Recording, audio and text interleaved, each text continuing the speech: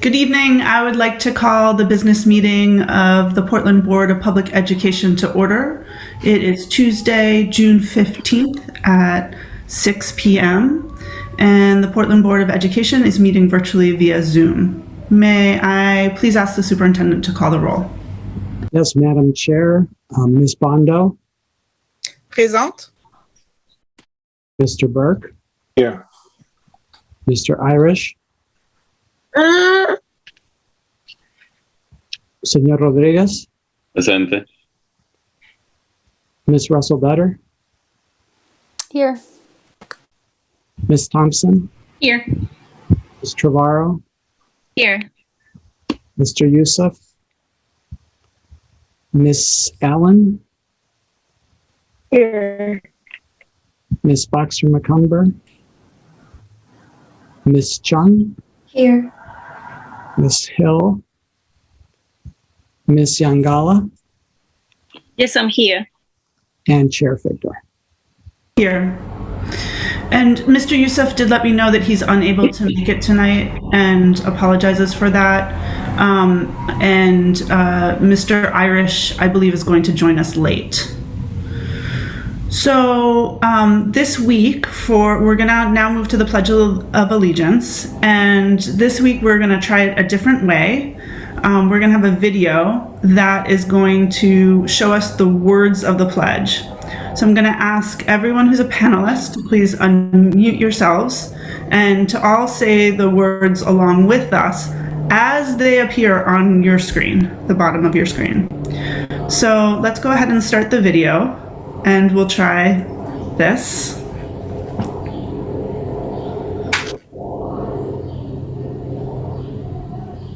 I pledge allegiance to the flag of the United States of America, and to the republic for which it stands, one nation, under God, indivisible, with liberty and justice for all. Of course. That was bad.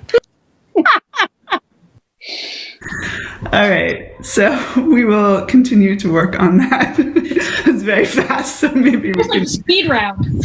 slow it down a little bit. So please be patient with our work on the pledge. We will work on mastering it. Okay, next we're going to move to public comment.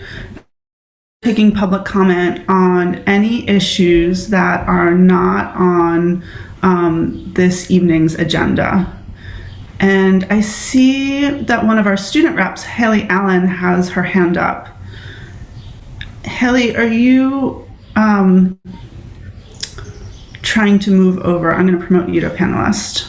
But if you have something that you want to jump in on now, please do. I think you're probably wanting to become a panelist. Sorry for that. Okay, are there any members of the public that would like to address the board tonight? If so, please use the raise your hand function provided by Zoom, which you can find at the bottom of your webinar panel or next to your name. And again, this is for any issues that are not on tonight's agenda, that we're not voting on, specifically that we're not voting on tonight. And I do not see any hands up, so I'm gonna just give folks another couple of seconds and I'm gonna close public comment.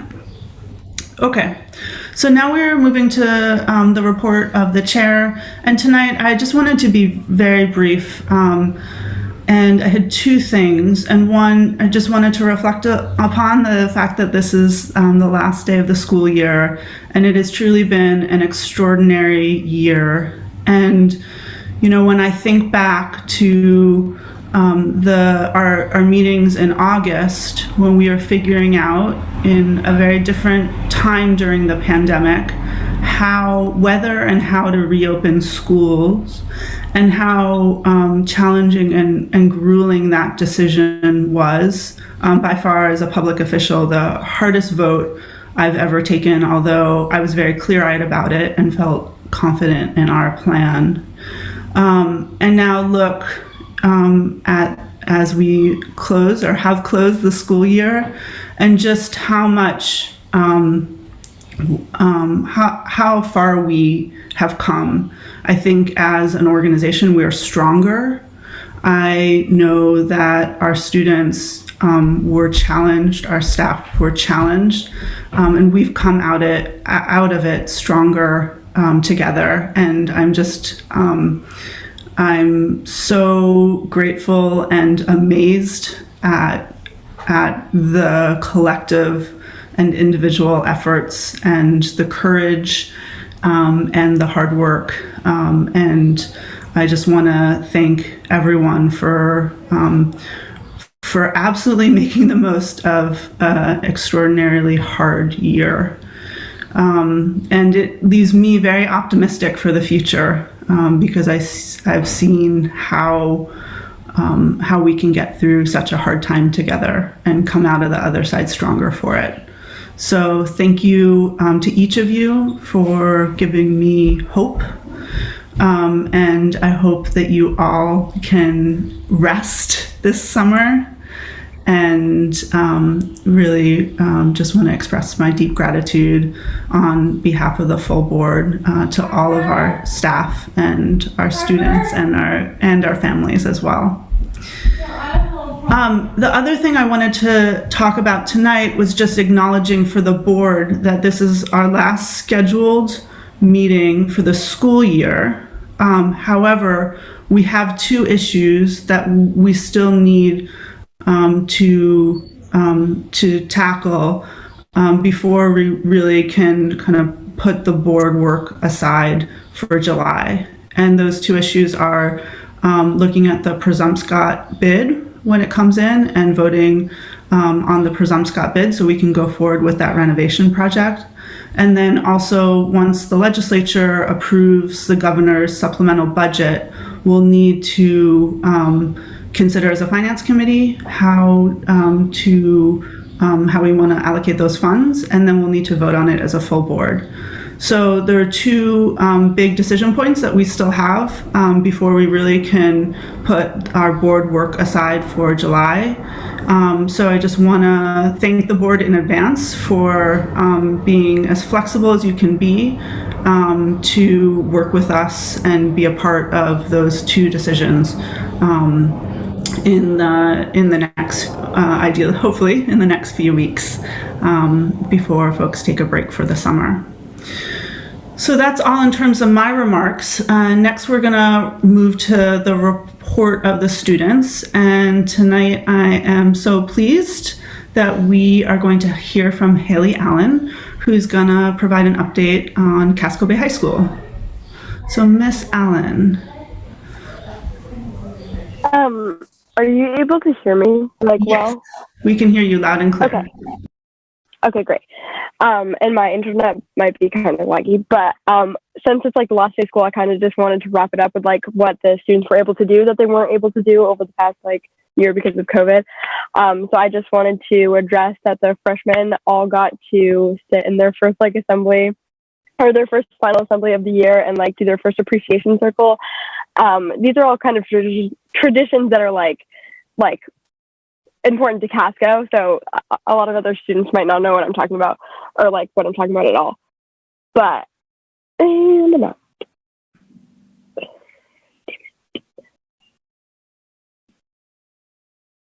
okay, can you still hear me? We can. Okay. Sorry. Okay, anyways, so then the sophomores, they got to do their sophomore passive project, which is just basically like figuring out who they want to be for the next 2 years. The juniors, we got to have our cardboard boat race, which is what we missed out on last year, and we got to do it like in the field and like running boats, and it was probably the most fun I've had in like a long time. As seniors, they got their graduation, and it looks really fun, and I'm just glad everybody like got those traditions and like was happy. I was happy, so yeah, that's just my update. Thank you so much, Ms. Allen. And now we're going to turn to the report of the superintendent. Mr. Superintendent, floor is yours. Thank you, Madam Chair. Haley, that sounds like an awesome ending of the school year, and now your class is in charge, right? It's awesome. Portland Public Schools recognizes the original inhabitants of the land on which our city and schools stand, the Wolastoqiyik, Micmac, Penobscot, and Passamaquoddy tribes known collectively as the Wabanaki Confederacy, or people of the Dawnland. We are honored to have Wabanaki children among our students today, and as a district, we're committed to making the past, present, and future of Wabanaki peoples visible in our schools and classrooms. Today, I'd like to start by honoring 3 of the Portland Public Schools dedicated people who are leaving us at the end of this year. And I'd like to start with Mr. James Moses, who is retiring sort of again from Portland Public Schools after serving as interim assistant principal of Deering High School for the past 2 years. Mr. Moses has served the Portland Public Schools on and off for the past 40 years. He served as an ed tech and teacher in Portland before moving on to be a very beloved and renowned social studies and alternative education teacher and director of school improvement in Bonnie Eagle, before returning to Portland Public Schools as assistant principal at Deering High School in 2009, where he served until his first retirement in 2015, and where he returned in 2019 when we asked him to help us shore up leadership at Deering during a leadership transition. Jim's commitment to supporting co-principals Dame and Ahmed has allowed them to develop their leadership practice over the past 2 years and allowed Deering High School to reestablish itself as one of Maine's premier high schools. Jim's wisdom, energy, and relentless positivity has been a steadying force for staff, students, and parents.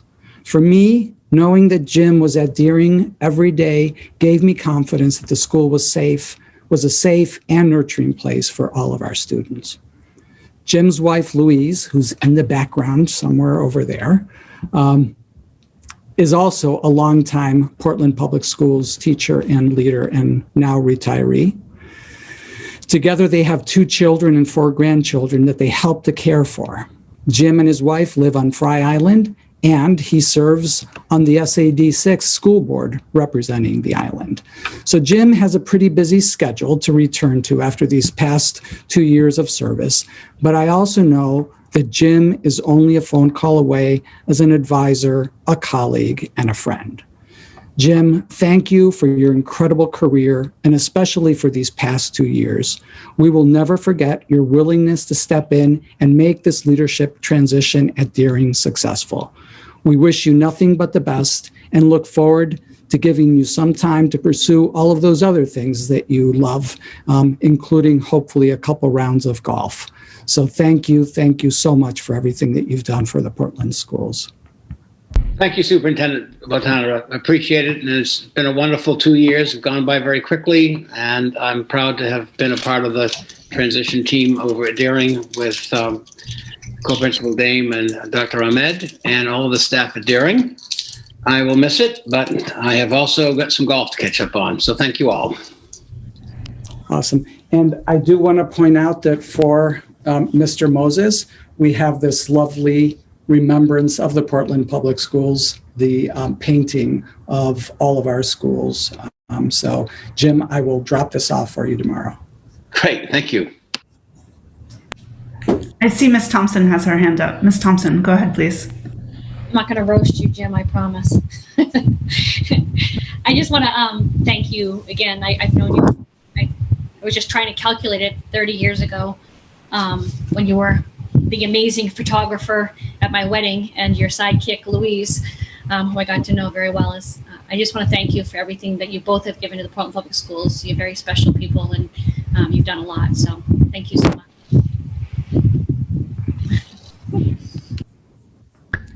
I also know Dr. Ahmed, did you want to say something? Ms. Dame actually will speak for Deering. I didn't see Miss Dame. There she is. Hi, good evening, everyone. I'm Alison Dame, one of the co-principals at Deering, and I'm so pleased to have this event because I've really been looking forward to a place to publicly honor and appreciate Mr. Moses. Jim has been an absolutely integral part of our team as we've navigated some challenging waters over the past 2 years, and we are stronger today in no small part because of his support and leadership. I probably wrote too many remarks, so I'm going to skip down to, I want to say that, like, when I came back from maternity leave and we had this sudden need for a new co-principal, I noticed immediately that when Mr. Moses came, students and staff both showed visible relief when they knew he was there. And echoing some things that Superintendent Botana said, there was just a trust that things were going to be okay. And I noted this and sort of wanted to figure out why this was. So I went about observing Jim, and I saw as he built one trustworthy relationship after another. So on the student side, what I observed was that this sounds like a cliche, but in Jim's case, it's truly the case that he never gives up on a student. And when he sees a student struggling, there's always going to be a two-sided question. What's going on with the student? And also, what are we doing as a school? And students picked up on this. In some cases, I could sort of see that it might be the first time the student was hearing, it might not be you, it might be us.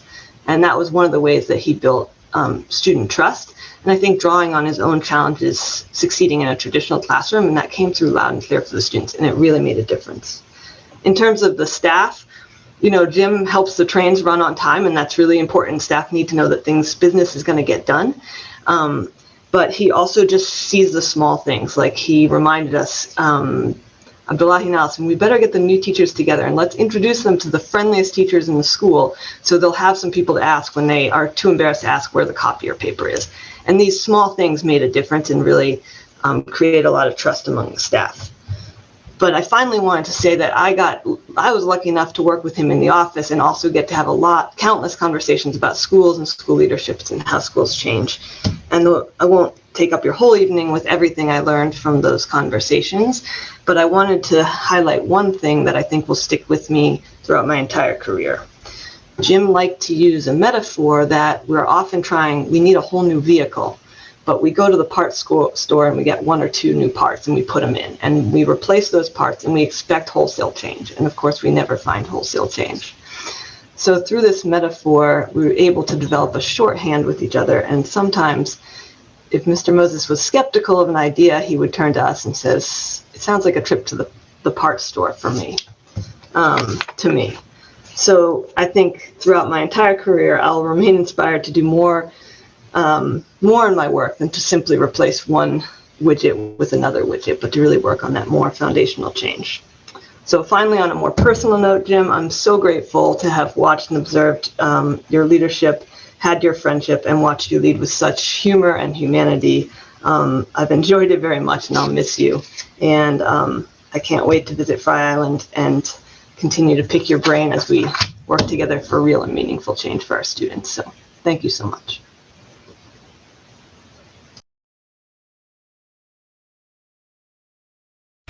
All right, I see some hands up. So I'm going to start with Mr. Rodriguez.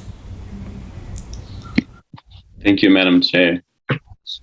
Jim, I wanted to express immense gratitude for your career and your time in service with Portland Public Schools. And just to say that sitting here reflecting on what Ms. Thompson shared, on having known you for such a long time, and then hearing Ms. Dane speak of the way that you created partnerships and a collaborative environment. In essence, what I'm hearing is that you were an integral part in creating community, in building community in Portland Public Schools. And I like metaphors too, and there's one that I use that I think applies to so many people throughout our district, and that's that as we move around and we meet people and we network and we create relationships, we're creating these webs of support. And we're carrying around this web, and everywhere that we touch, everyone that we interact with, we're handing off a piece of that web, and then we create these layers. And as a community, we hold each other together that way, and we try to prevent things from falling through the cracks of that web. And so the more that we jump around, the thicker that web gets. So with you, with 30 plus years of service, how much you've contributed to that web of support in this community. It's incredible, and I cannot begin to imagine what you've seen and the lives that you've touched and impacted in a positive way. So I'm immensely grateful for your service. Thank you. Thank you, Mr. Rodriguez. Ms. Otuno, sorry. That's all right. So I used, as some of you may know, so I went from being a teacher at Deering and then a new administrator at Lyman Moore. And when I was at Deering and Mr. Moses showed up, it was definitely there was definitely that sense that things were going to be taken care of and everything was okay. And I knew he was going to be there to support me and my students with whatever may come. And that was so reassuring and comforting. So I thank you for that. And then as I transitioned to being a new administrator, there were a couple of times where we had communication because there are issues that involved students at Moore and at Deering. And every time, I spoke to Jim, he was always just so comforting and supporting. And it just meant all the world. It made such a difference. So I just want to thank you for that. Thank you.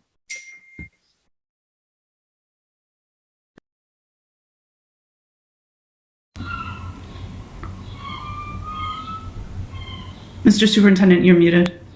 Again, thank you, Jim, for everything that you've given to this district. And, again, I hope we'll give you a little bit of time, but I know that our paths will cross again.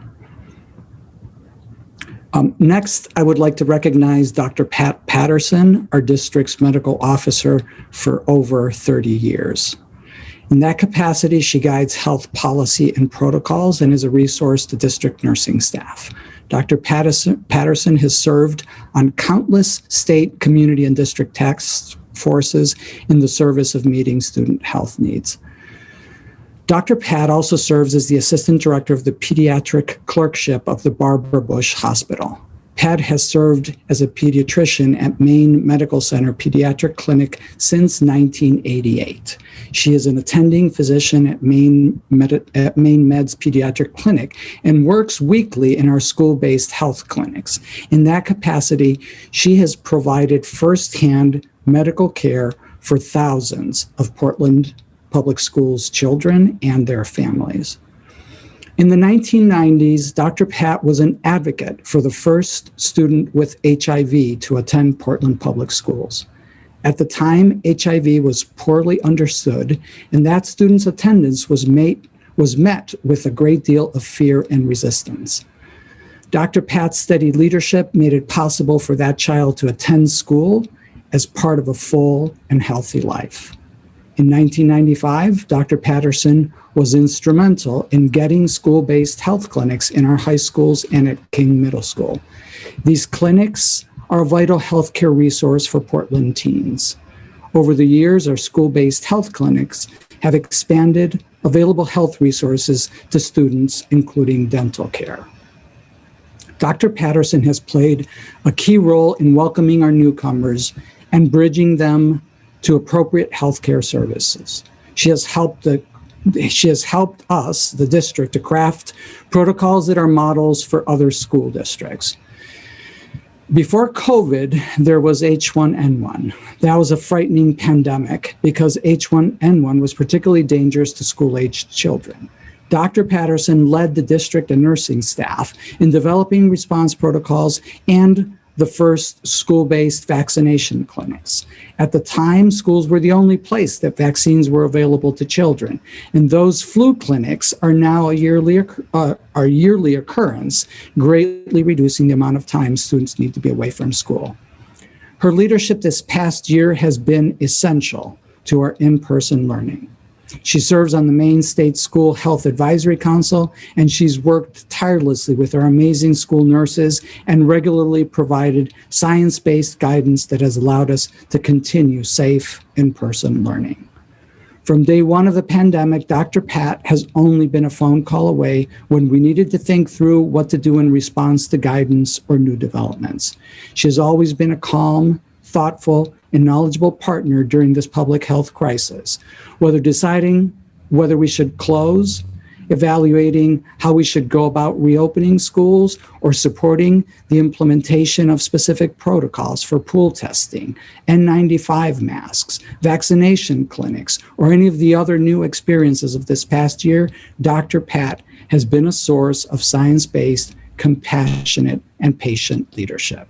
We will miss that leadership as we move forward, and I cannot thank you, Dr. Pat, enough for the many years of service to the students, families, and staff of the Portland Public Schools, and never more so than in this particular year. Our nurse coordinator, Tina Valiu, is here to say some words on her behalf and on behalf of our school nurses. Tina? Yes, thank you. I'm very happy and honored to talk about Dr. Patterson tonight and echo everything the superintendent just said. I thank her for her incredible dedication to the families of Portland. And for myself and on the behalf of the nurses, I thank you for your steady and knowledgeable leadership. When I first met Dr. Patterson was at a district health advisory committee, and she was advocating for full and inclusive health education for Portland students. A few years after that, I saw you stand up, Pat, to an incredible amount of adversity when you were advocating for expanded health care at King Middle School to provide health care needed to those students. You are courageous and you are calm. For nurses, she's approachable. She's been a wonderful teacher and a resource to us.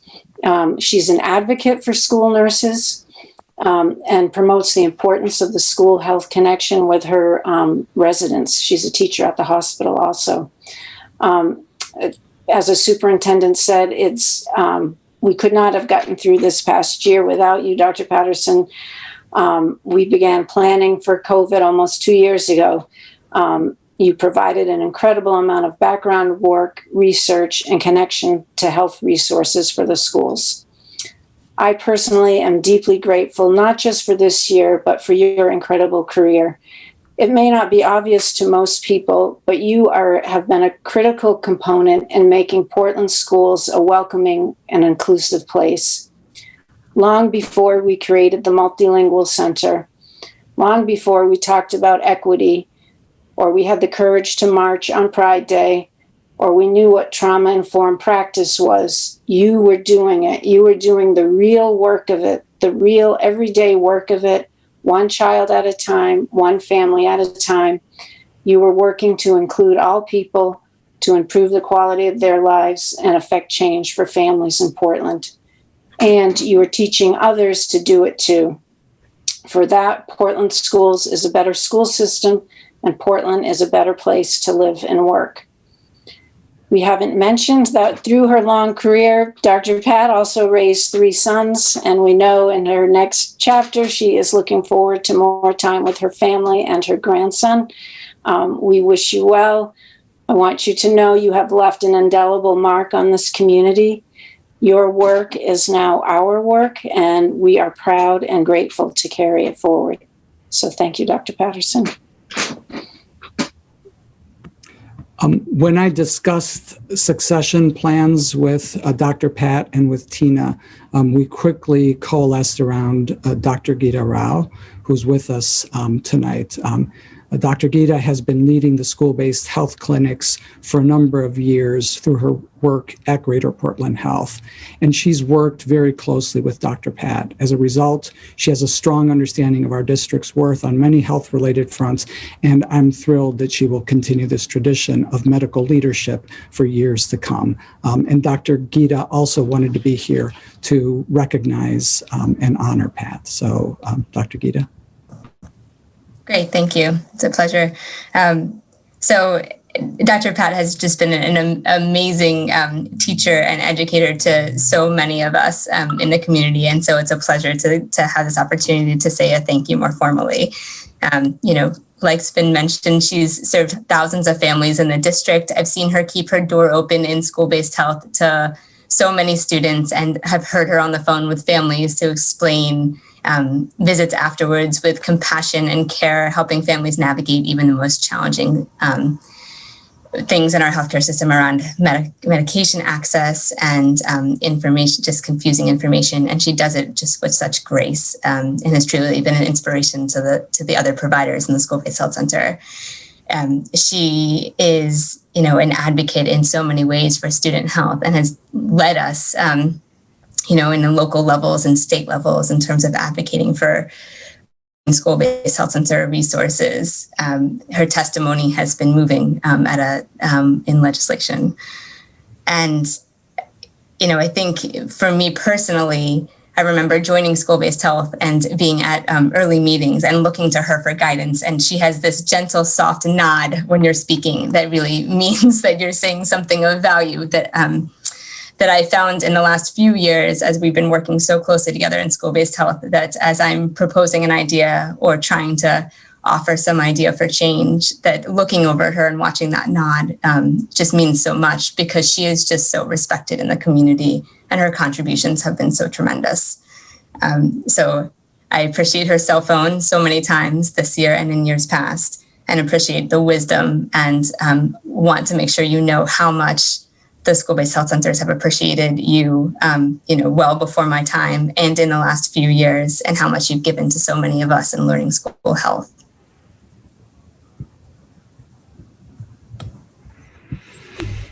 Thank you, Dr. Gita. I see Ms. Thompson has her hand up. Ms. Thompson, please go ahead.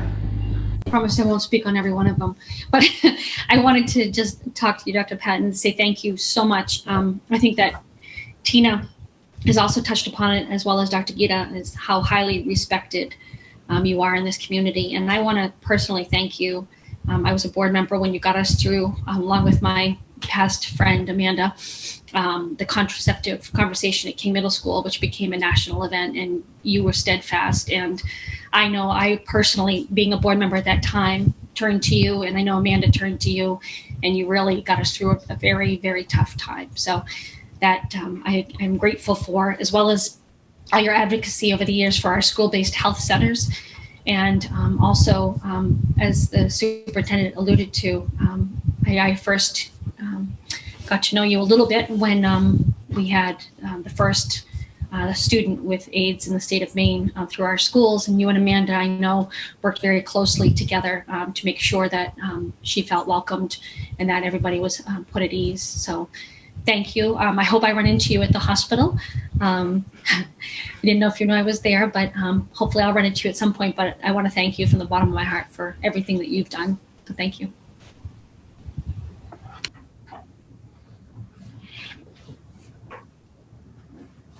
And Dr. Pat, just as with Mr. Moses, we have a little token of our appreciation, beautiful remembrance of the Portland Public Schools. Thank you so much. If I could just say a couple words. I draw my strength from each and every one of you to be able to work in such a community that is so dedicated to improving the education and health and well-being of the families within it. It's been my energy source, because I see all of you working so hard and tirelessly for the same goals. And I'm more on the health, you may be more on the education, but the center is the same. It's the students and families in the Portland district. And it just fueled me over the years. And I've been incredibly grateful and very, very fortunate to have worked with so many dedicated people over the decades. And I am thankful to all of you.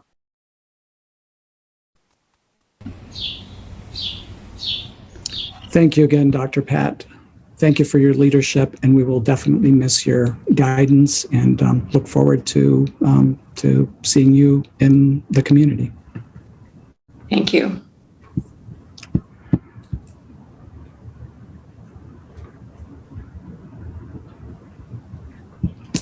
Okay, moving on. Today was the last day of school for students this year. Tomorrow is the last day of school for most of our teachers, ed techs, and other school year only staff who are not working in summer school. It's been a trying year, as we've heard, but I feel that we've been successful overall in keeping our students learning safely. There are too many people to thank for this, and so I won't try. I'm immensely proud that we have been able to accomplish what we've accomplished while continuing to move the institution forward. The culmination of this was the overwhelming approval of our budget a week ago. The final results showed that across the city, there's strong support for the work that we're doing in the Portland Public Schools. I'm proud to live and work in a city that believes in public education and is committed to making access to high quality education equitable for all students. The budget that was approved on Tuesday allows us to continue present levels of programming and make proactive and affirmative investments in meeting the needs of students who are learning English, have special needs, and are otherwise disadvantaged by the system's traditional structures. I want to take a moment to speak to those who are attempting to co-opt our district's equity work to advance a reactionary agenda that is familiar to all of us from national rhetoric. Doing more for those who have less is not divisive in Portland. It is consistent with our community's values. Creating safe spaces for students and staff where they can be themselves as they explore their experiences in affinity with others who share their defining characteristics is not divisive in Portland. It is consistent with our community's values. Teaching our students to critically look at the institutions and practices that make up America is not divisive, even when that critical look yields an understanding of our shortcomings.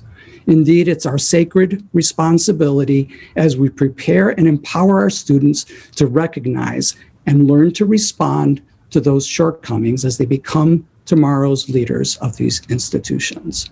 I have unyielding faith in the potential of this and future generations to rise to the highest ideals on which this country was founded and which we have never fully lived up to. That is the work that we're engaged in, and I know that this is what our community aspires to and indeed expects from us.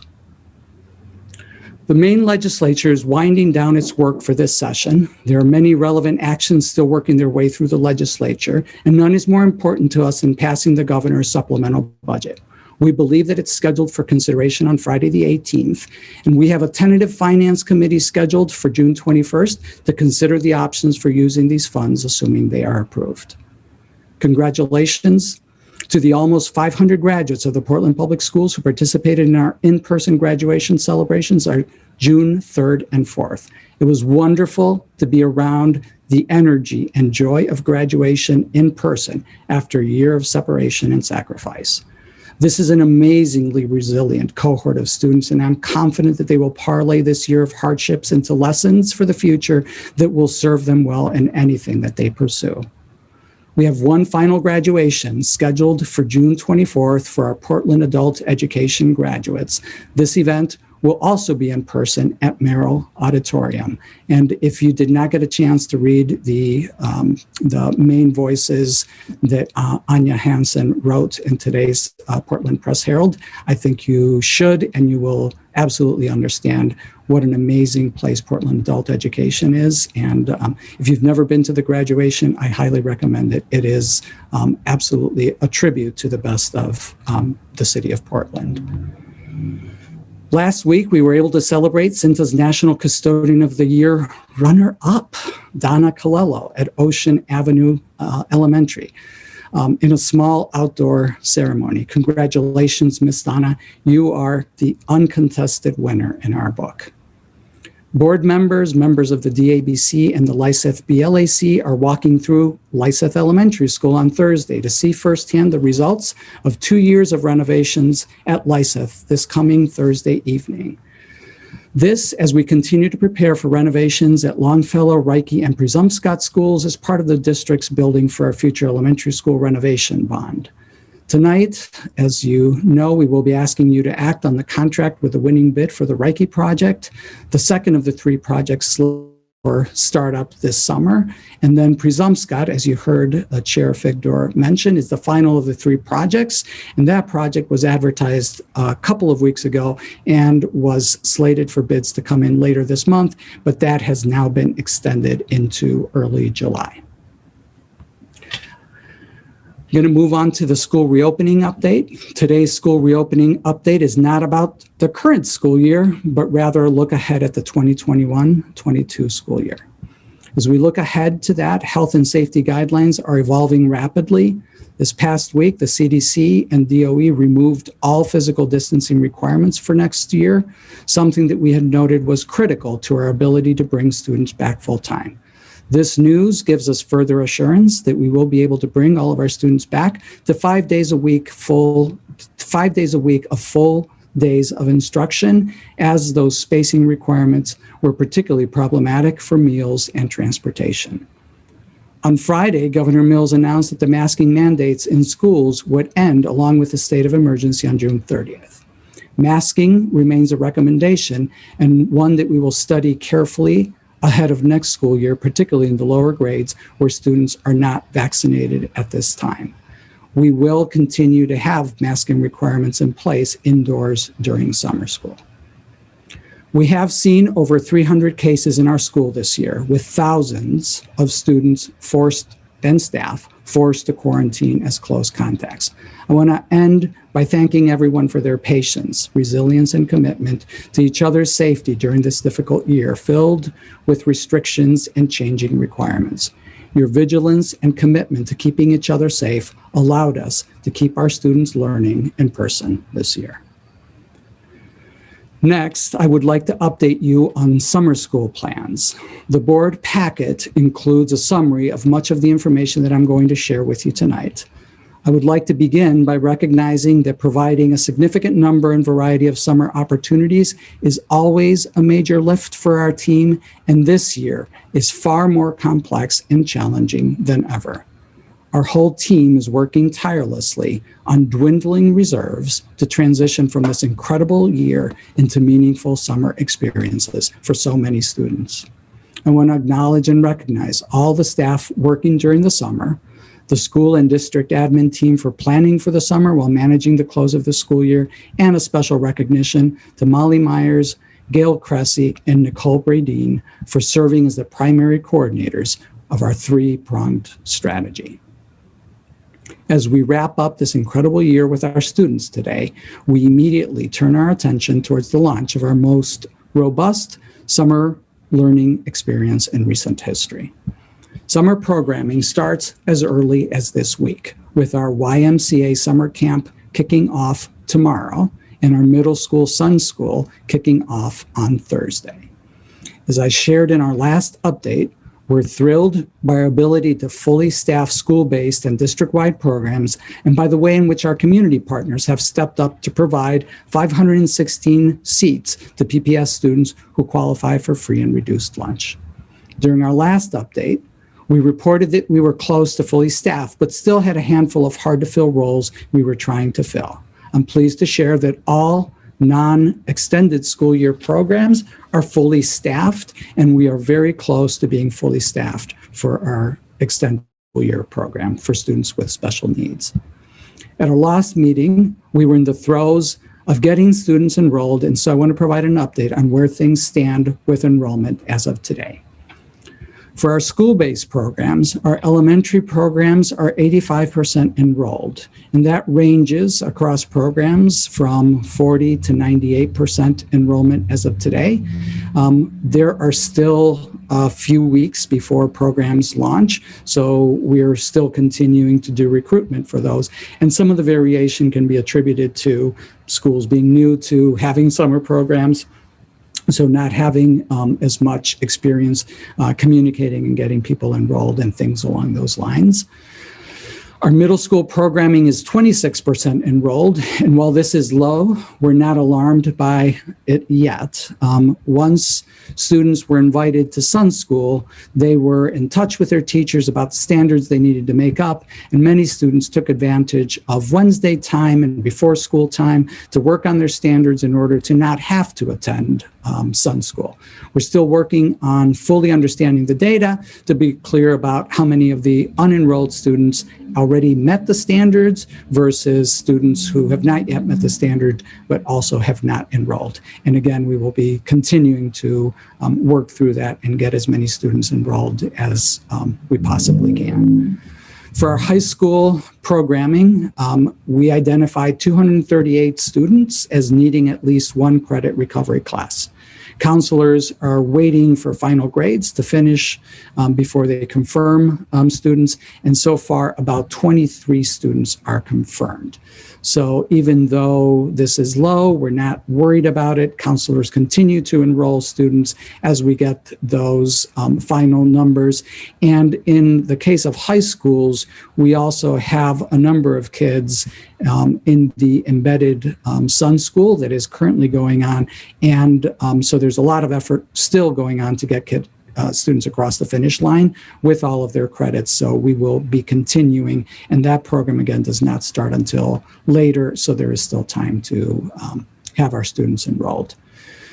In our district-based programs, our extended school year is currently 62% of all qualified students have enrolled. We're continuing to follow up with families that have not yet confirmed to get as many of them enrolled as possible.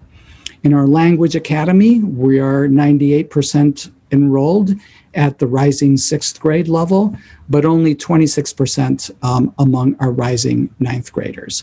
We typically enroll about 1/3 of the students invited in any given summer, so we definitely are working our way towards that. We are troubleshooting enrollment for the high school program and have started to invite 10th graders as well, and working with our Multilingual Multicultural Center, our parent community specialist team, to reach out to families to ensure that they're aware of this opportunity. Our affinity groups are 35% enrolled as of today, and that enrollment is not evenly distributed across groups. Some groups are at capacity and others have very few students enrolled. Other programs are still taking shape and evolving, such as our outreach coordinators and our pre-K summer play groups.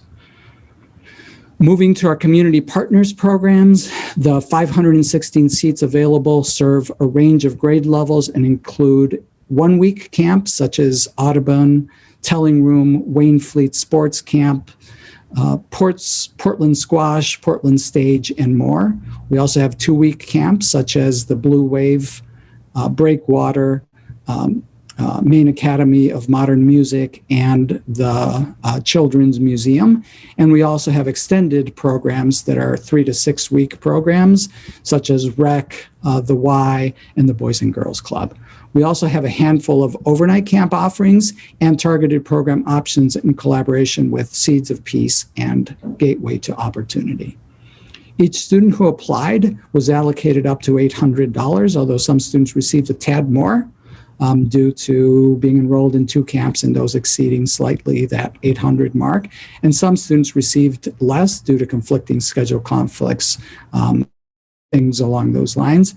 So with the exception of less than 10 families who applied during registration, which closed yesterday, everyone who applied and qualified has received some form of programming. As of yesterday, we still had approximately 50 open slots, although there have been some last-minute changes since then, and things continue to evolve. With the referrals coming in each day and some wait lists, we should be able to fill the 50 spots by the end of this week.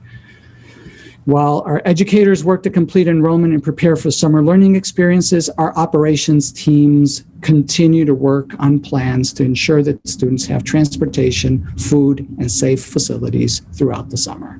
Again, I'm grateful to all of them for their work to continue learning and engagement for students beyond the regular school year.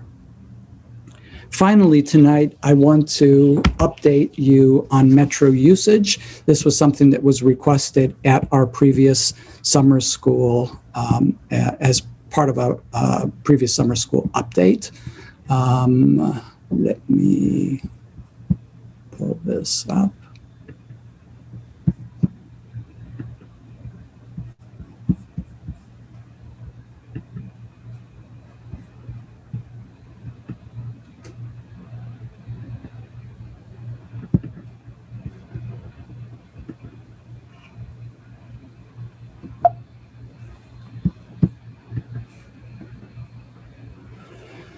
So let me see if I can find my notes here.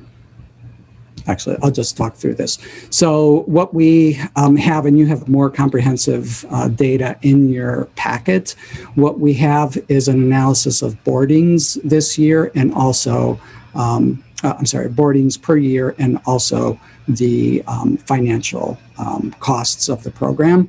So you can see here the boardings per year. It's important to note that this is for the calendar year. So this is the period between January 2017 and December 2017 and all the way through.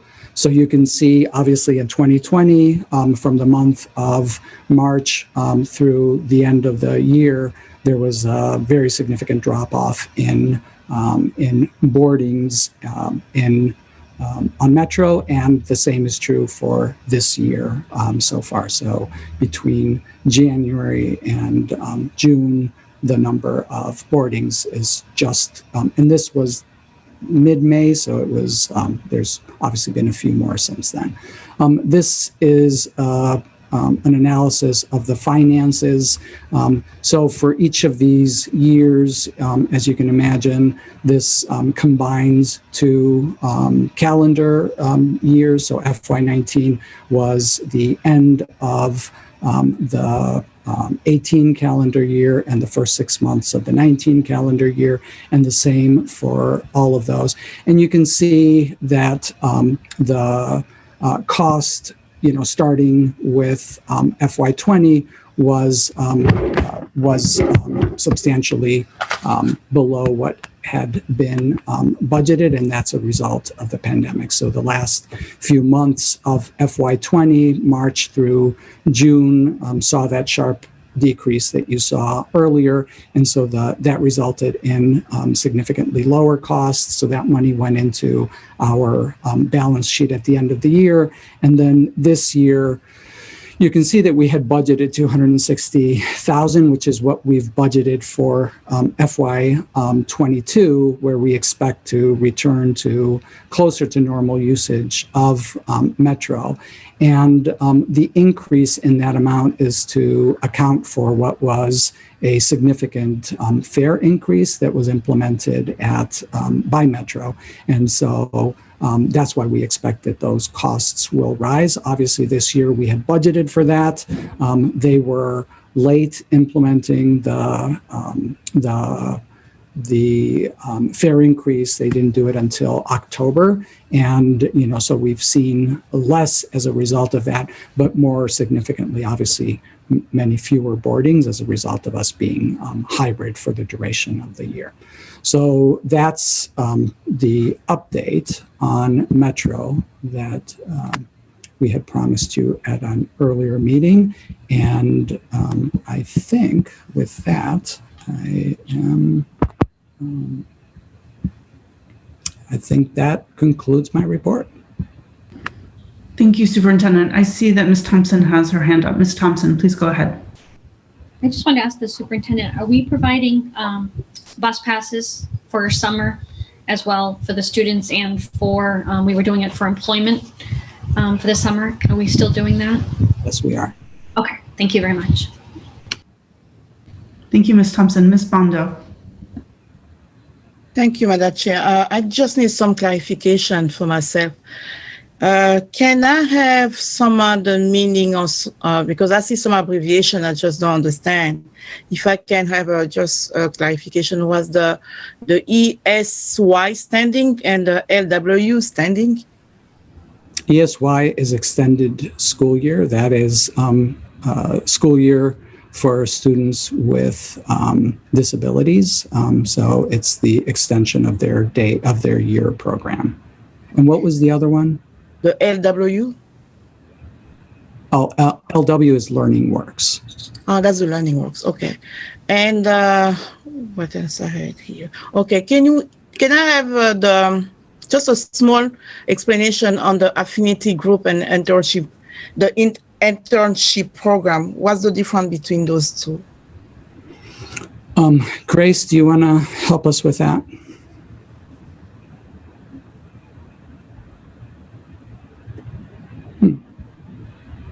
The Affinity Group is a leadership program. It's an experiential program for students. The internship is, and we sponsor that. It's our faculty who will be leading the sessions with the Affinity Group. The internship program is through our youth development program organized by Andrea Levinsky at Portland High School and Sydney Williams, who are our extended learning opportunities coordinators at these schools. They are connected with businesses and organizations who wanted to help have internship in their companies or agencies. Okay. And our students will be working in those spaces. Okay, so those are the new program, then we just adding up for the summer program. So I see some slot and I see on the Affinity Group 35% only filled. So are we expecting some more? Yes, definitely. Yeah.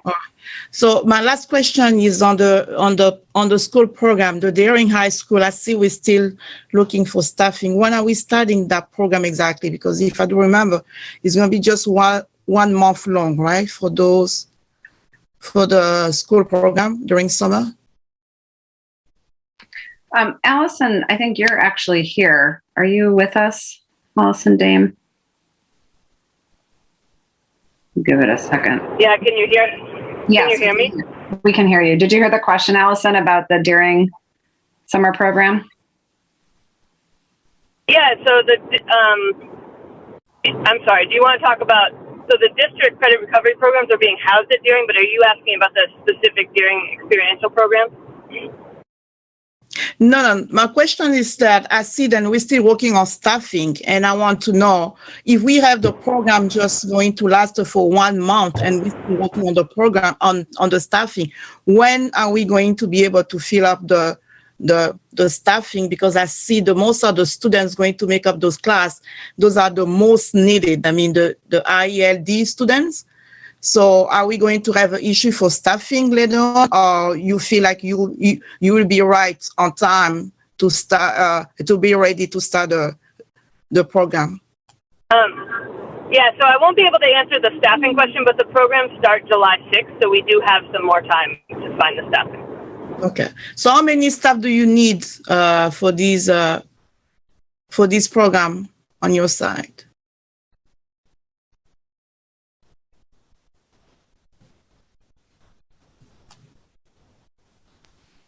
Allison, I think Mickey or Member Bondo was asking about the number of staff you need, but I think Ms. Bondo, I was hearing Allison say she wants to follow up on the staffing side. She doesn't have the details. So I can connect with her and with Molly and follow up if you want more of the specific details about staffing and scope of that program. Okay. Yes, I need to know if we're going to be able to fill up all the staffing on time and start the program, because July 6th is just right over the corner. So we just need to make sure then we have a staffing to be able to help those students to move forward. I can follow up with you about the details or the Daring program details afterward. All right. Thank you so much. Thank you, Madam Chair. I'm done. Thank you, Ms. Bondo. Mr. Superintendent, I believe that concludes your remarks. Excellent. Thank you so much. Okay, we are, unless there is an objection from a board member, I am going to propose that we move up the personnel items before we consider approving our minutes, because we have a number of staff who are joining us now to consider two different new staff positions. So is there anyone who objects to that? Any board member? Okay, thank you so much. I appreciate that. So now we are going to move to personnel items, and we first have a note on the selection of Anne Delphin as the new lead teacher leader at Reiki School. So, Mr. Superintendent. Yes, Madam Chair. I would like to present Anne Delphin as the new teacher leader at Reiki Community School. Annie has been an educator for over 15 years, including 13 years as a classroom teacher in grades 3, 4, and 5 at Presumpscot Elementary School. She has a strong background in the performing arts, including her first career as a classical harpist and an ongoing passion for creating art and poetry. She obtained her master's degree in teaching and learning from New York University in 2001 and her national board teaching certification as a middle generalist in 2017. She is currently enrolled in the educational leadership program at the University of Southern Maine. During this past year, she was the teacher leader of the Elementary Remote Academy, pre-K through 5. Which, as you know, is the district's distance learning program serving close to 500 students with 54 staff members.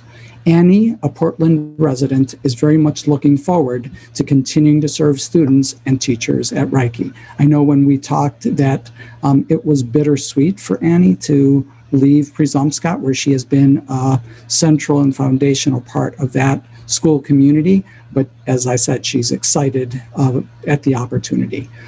Because she's already employed as a teacher in the district, the board is not being asked to take any action here. In her new capacity at Reiki, she will continue to be on the PA contract and will be released part-time and teaching the other half of her time. She will also receive the negotiated stipend for teacher leaders. As the board knows, our most recent contract with the Portland Administrators Association places a premium on creating pathways for current PPS staff to move into leadership roles. Reiki has been at the forefront of this effort while maintaining membership in the teacher's contract. We're very, very fortunate to have Annie make this move from Presumpscot to assume this leadership role at Reiki. And thank you very much, Annie, for your willingness to do that. I would also like to thank the current Reiki teacher leaders, Ted Hummel, Lori Babinski, and Renee Serio for their leadership. And I also want to recognize the interview team that vetted Annie's candidacy and Assistant Superintendent Aaron Townsend, who is not with us tonight, but did a tremendous amount of work to coordinate the hiring process. So I would like to welcome Annie to our administrative leadership team.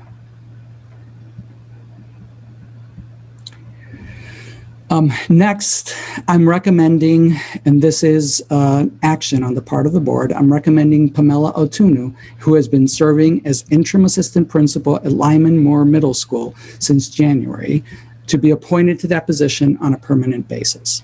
Pamela joined the district in 2014 as a math teacher at King Middle School and has been a math and ELL teacher at Deering High School since 2017.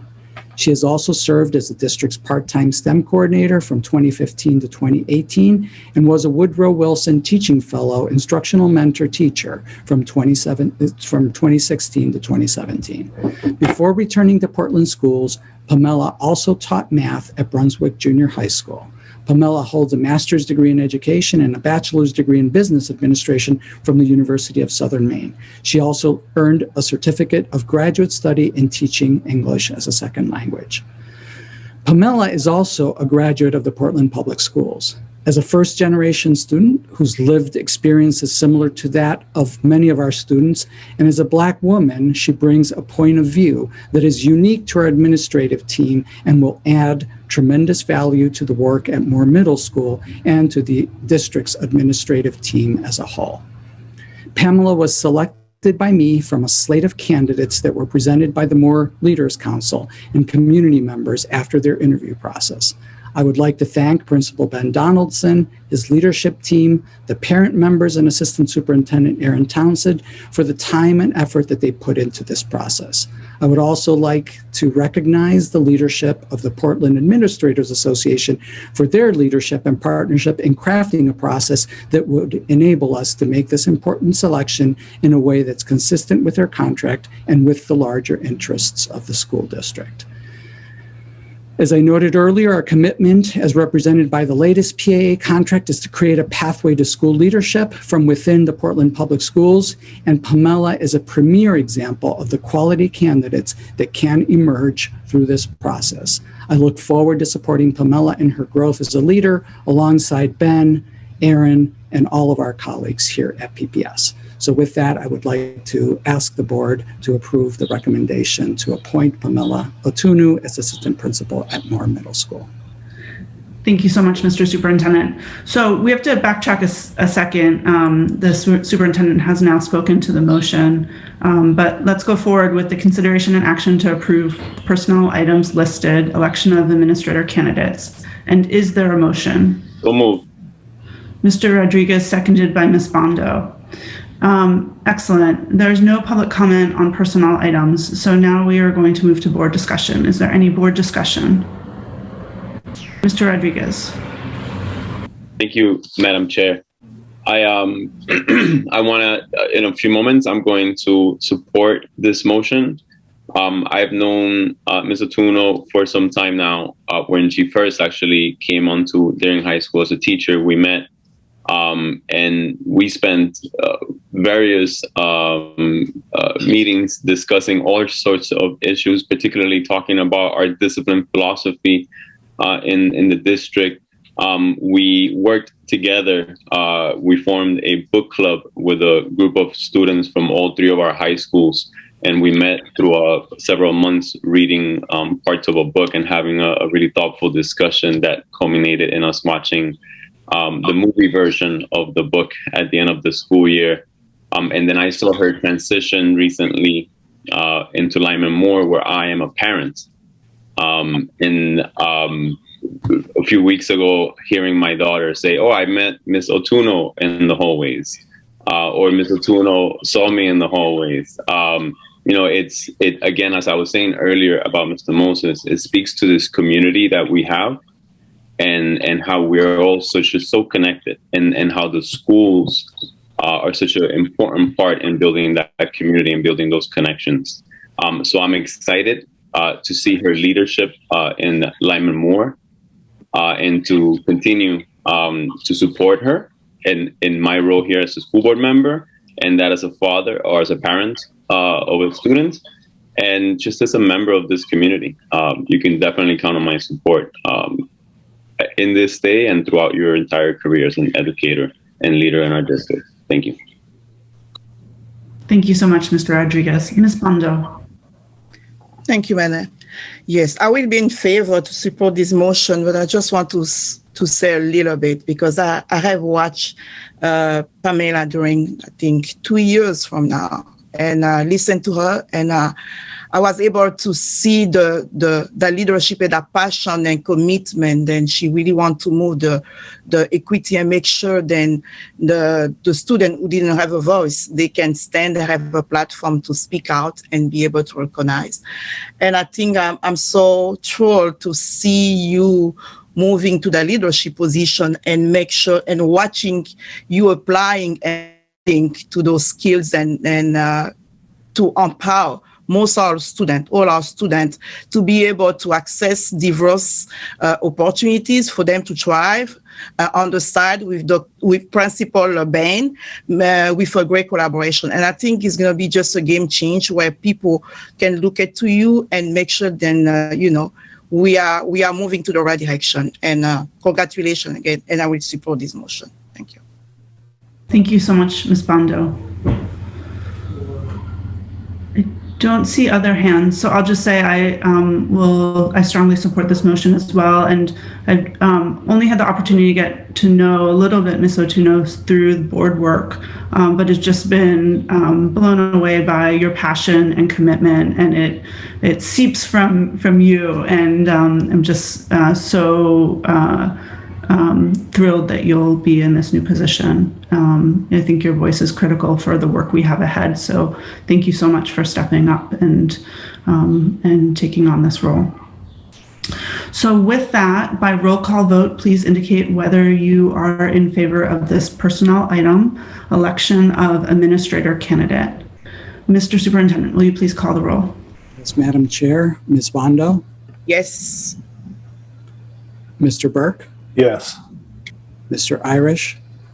Yes.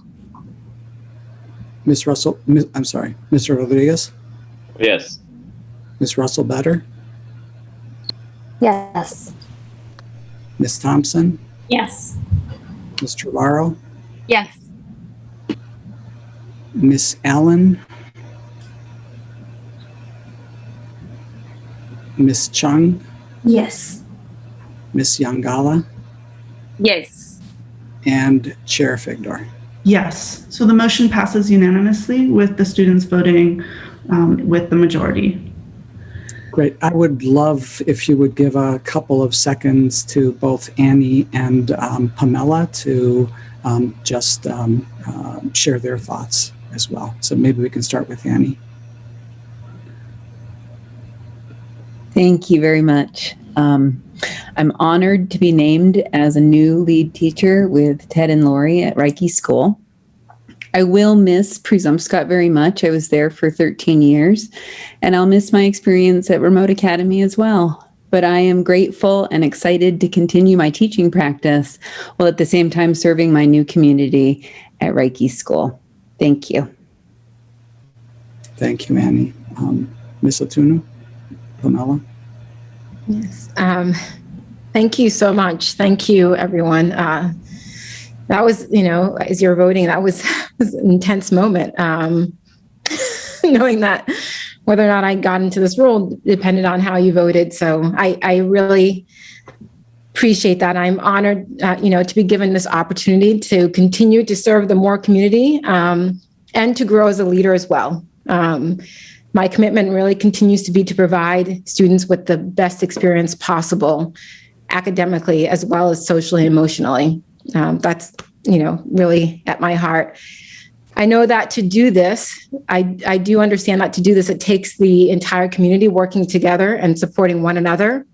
So I'm ready to do just that, to work collaboratively with the Moore community as well as with the district to create an environment that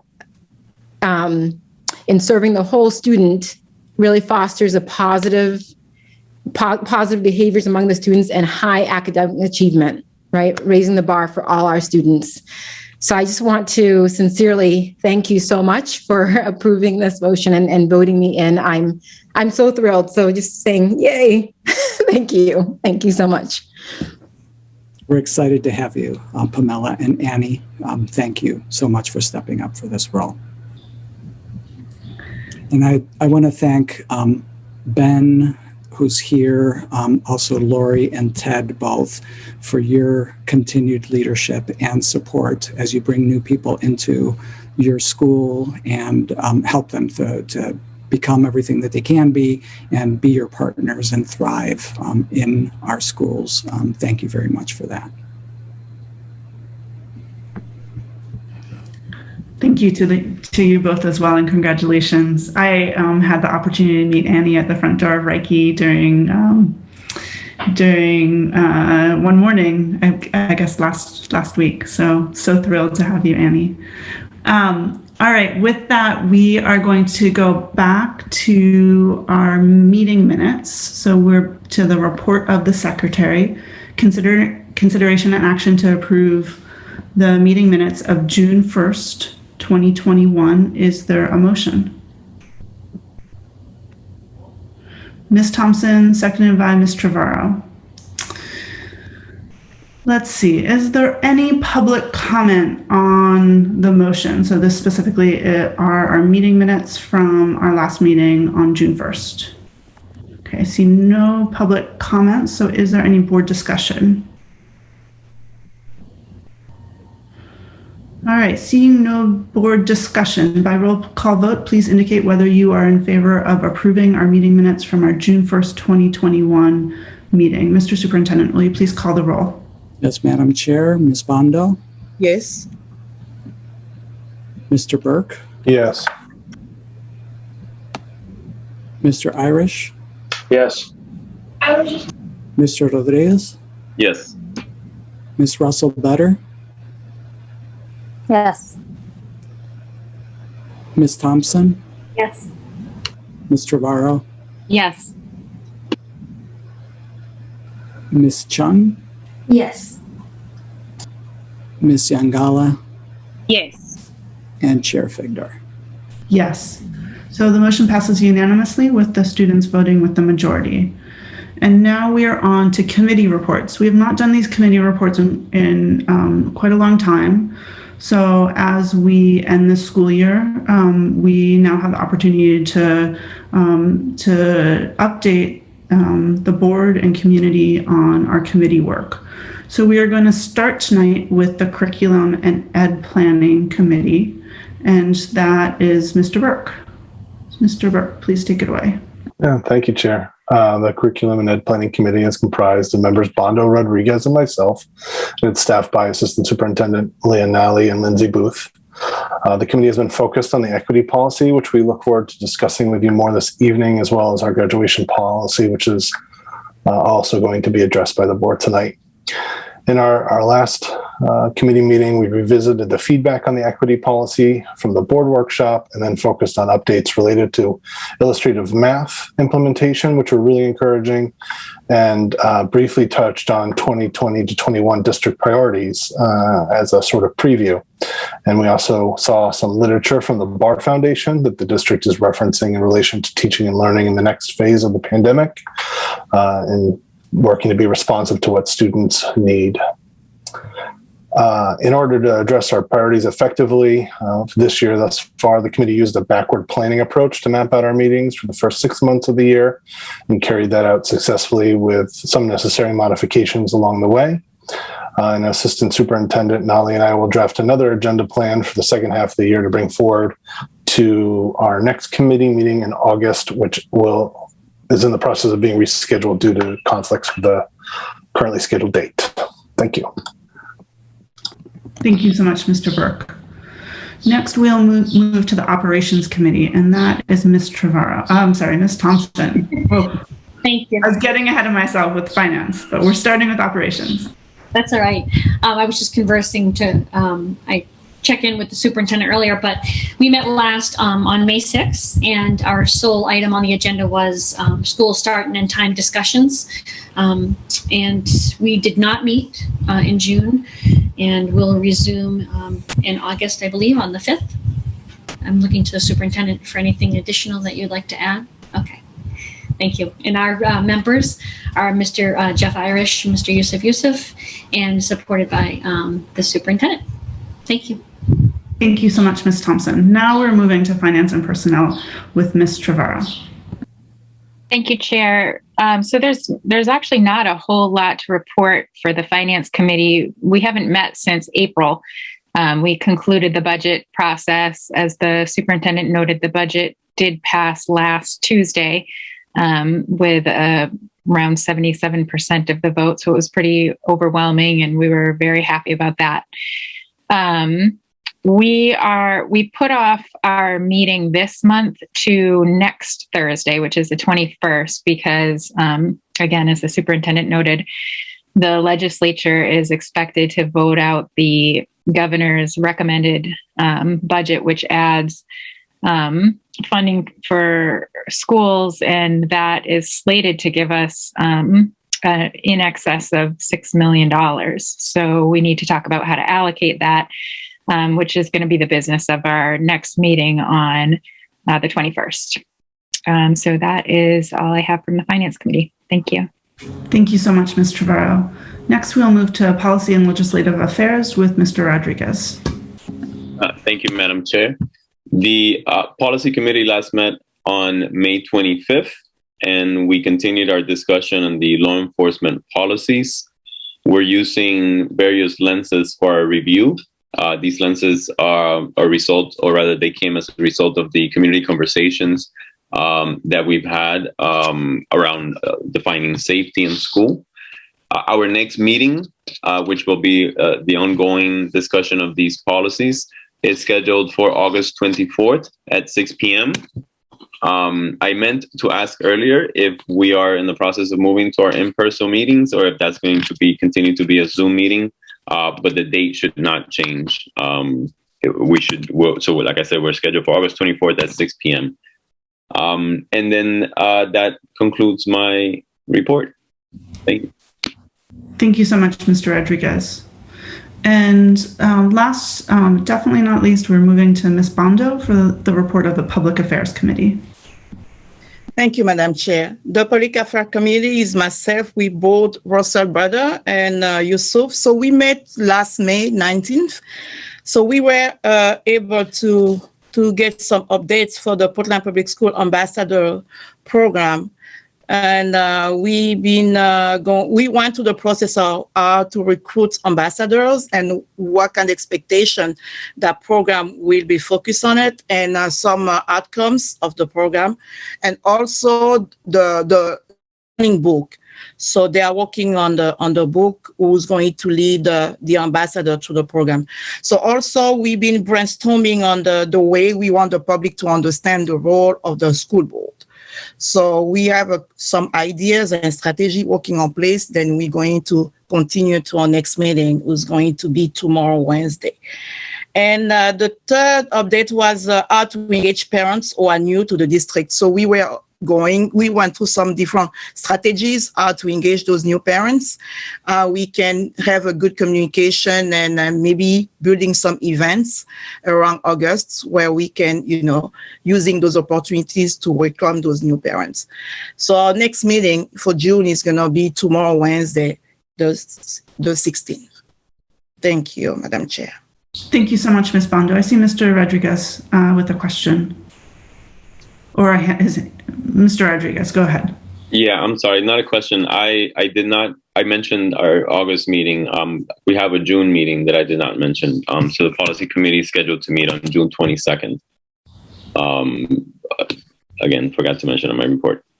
Mr. Rodriguez, is that 6 p.m.? Yes, 6 p.m. Thank you so much. Okay. Are there any other committee or updates or member updates?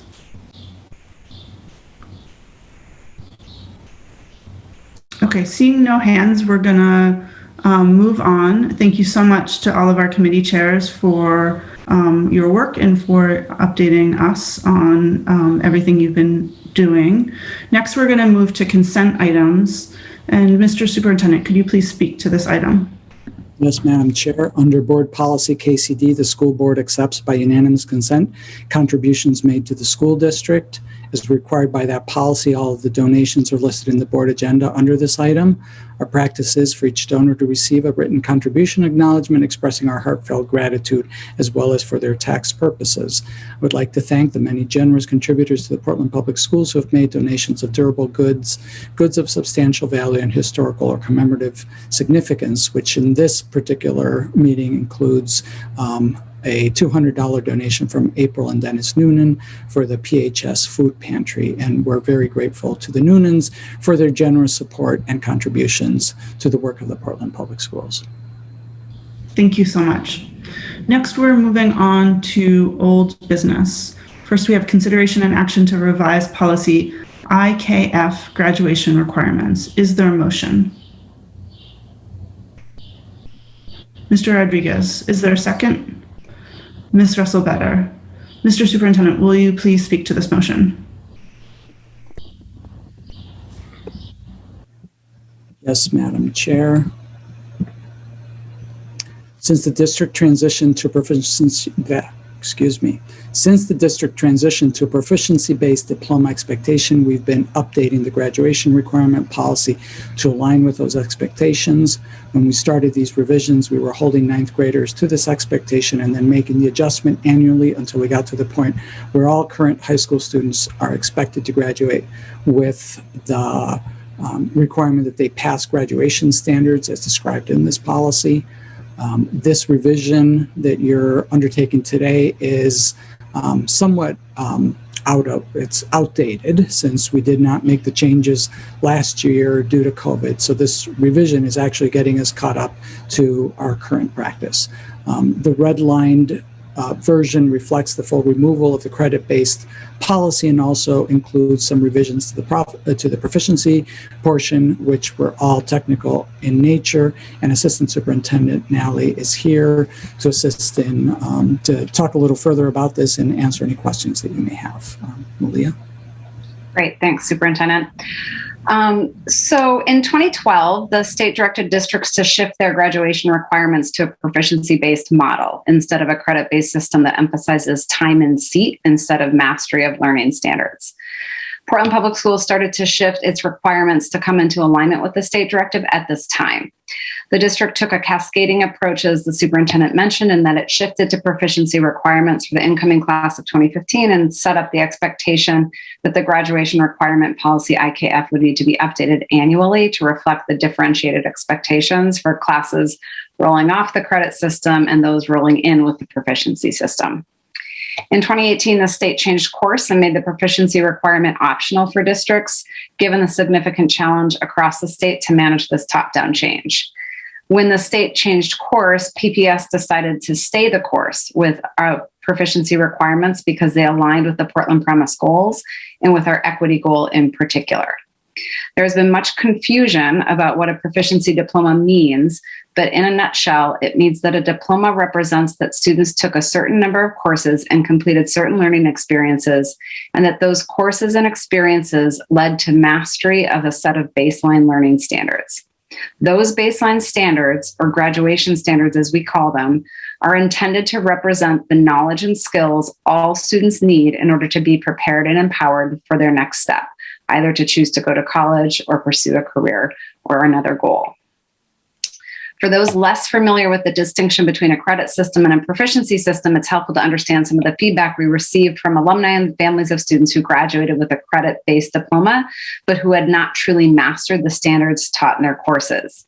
We've heard from many of these students that they believe they were prepared for their next step, only to get into community college and to be told they needed to spend their first year taking remedial courses, which are equivalent to high school level courses. Many of these students wound up spending their financial aid on remedial high school coursework and running out of money for the college level courses. We also know from our BAR data that while we have many students graduate, far fewer persist into their second year of 2 or 4 year college. So the spirit behind the proficiency requirement is to hold us accountable for making sure students don't just take the courses, but that they are mastering standards that will set them up to graduate and have long-term success. As a note, our requirements only establish the expectation of standards mastery. In a full proficiency or competency-based teaching and learning system, there are many other design considerations, such as truly flexible approach to time. A fully actualized proficiency model assumes that once a student masters a standard, they can move on. Our system has some flexibility in that regard, but that flex happens within a more traditional course-based system at this point. Another typical difference is related to the grading approach. In a proficiency-based system, grades are about communicating if a student has met a standard or not. Some pure systems don't have any range in a grade. They simply indicate if a student has met the standard or has not yet met it, and the focus is on the feedback about what the student has yet to learn to get there. More common approaches still provide a grading range, but it's based on a rubric that maps to the standard. This is the approach we use in our elementary schools, middle schools, and at Casco Bay High School. There are other practice differences as well, but what I want to make clear is that we are in different places across grade spans in general and across particular schools as it relates to proficiency-based teaching and learning practices. What is common and required by our policy is that all students take the range of courses indicated in the policy, master graduation standards and the guiding principles, complete a capstone or milestone project demonstrating in-depth research and knowledge of a topic, and complete a post-secondary success plan. The updated policy before you tonight does not reflect any substantive changes to our requirements. This update is merely a housekeeping step in order to fully roll off the credit-based requirements from the past policy. This is an outdated step since we did not take this up last spring when COVID hit, as the superintendent has mentioned. We did make a minor change to indicate that we use UPS, or units of proficiency language, but our information system, IC, still uses the credit language. We are working this summer on ways to make the system better aligned to our policy, but the meaning of a credit in IC is in alignment with what is articulated in this policy. We see this as a fairly straightforward update and are happy to answer questions and hope that you will vote to approve this final update this evening. Thank you so much. All right, are there questions on the motion?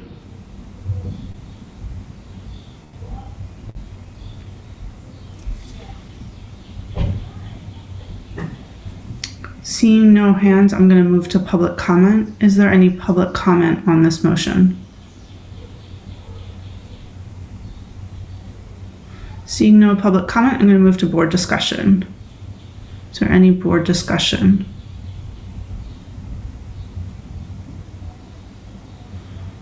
All right, let's go ahead and vote. By roll call vote, please indicate whether you are in support of action to revise policy IKF, graduation requirements. Mr. Superintendent, would you please call the roll?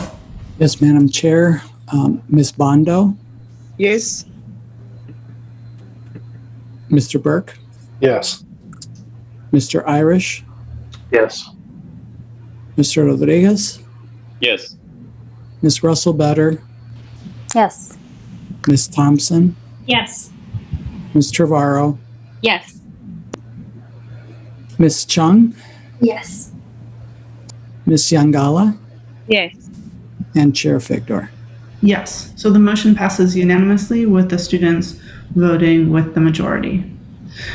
And now we are on to consideration and action to approve the establishment of a board equity policy. Is there a motion? Ms. Bondo, seconded by Mr. Burke. Mr. Superintendent, will you please speak to this motion? Yes, Madam Chair. As we discussed during the workshop on this policy, the school board acts through selection of the superintendent, through the budget, and through policy. In the past couple of years, the school board has fully embraced its role in policymaking as a lever for equity and change. The gender expansive policy, the harassment and discrimination policy, the discipline policies that you have approved are not symbolic.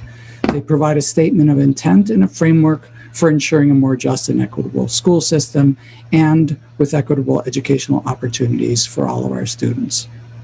Over the past year, the curriculum committee, working with Assistant Superintendent Malia Nally and Director of Diversity, Equity, and Inclusion Barrett Wilkinson, has developed a new policy to reflect the board's enduring commitment identifying and removing barriers to equitable access and opportunity for our students and community.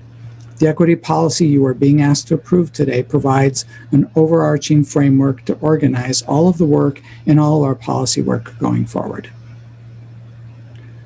After the board workshop on this topic, the curriculum committee met again to discuss the questions that came forward during the workshop, as well as additional feedback from the Living Contract Committee, and made some minor adjustments as a result. I believe those are reflected in the red line of the policy that is included with the packet. And I'm going to turn it over to Assistant Superintendent Nally and DEI Director Wilkerson, sorry about that, Barrett, and to elaborate on this policy and the revisions since last meeting. I look forward to your questions and discussion. Great, thank you, Superintendent. As we shared during our workshop at the last board meeting, we are thrilled to be bringing forward the district's first equity policy. This policy was developed by a diverse group of educators, administrators, board members, students, and parents over the course of more than a year. Our process included the review of similar policies in other districts from across the country, as well as generative interviews that sought to understand what our own Portland community wanted to see in this policy. Part of the goal of this policy is to create a shared definition for what we mean by equity, both in the term and the broad equity work we are committed to as a district. Since the launch of the Portland Promise, we've been thrilled to see the community rally around our equity goal. And we have noticed that it is used and referenced in lots of different ways that are sometimes in conflict with each other. It has become clear that we need a shared definition in order to better align around what we mean and intend by the term equity and the focus on our equity goal. This policy is unique in that it sets expectations for action, and it's intended to be a lens by which to evaluate and design all other policies. Throughout the work group process, we were challenged by making the policy specific and concrete enough so that the board, superintendent, and team are clear on expectations and to ensure accountability for action, while not making the policy so specific that it dipped into the realm of practice instead of policy. One theme was clear from all stakeholder groups, and especially from our students. People want to know how we'll be held accountable for taking action on the expectations delineated in this policy. As you have seen, the policy includes expectations for annual updates on goals and measures and progress reviews of this work. Finally, during the workshop, Chair Figdor raised a handful of questions and suggestions related to strengthening the language to be more clear and assertive. During our curriculum committee meeting that followed the board meeting, we discussed this feedback and made a handful of small tweaks to the language. These tweaks were also informed by feedback from the Living Contract Committee, which is a collaborative structure of the PEA and district management. The specific tweaks are mentioned in the board memo and don't significantly change the spirit or intent of the policy itself.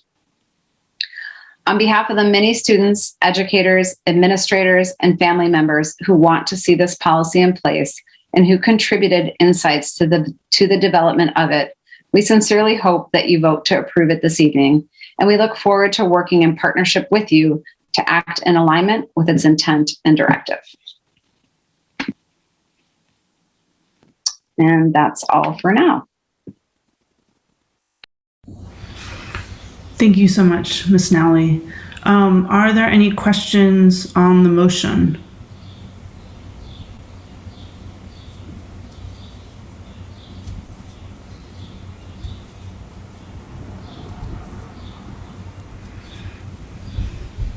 All right, folks, I'm going to move to public comment. Is there any other?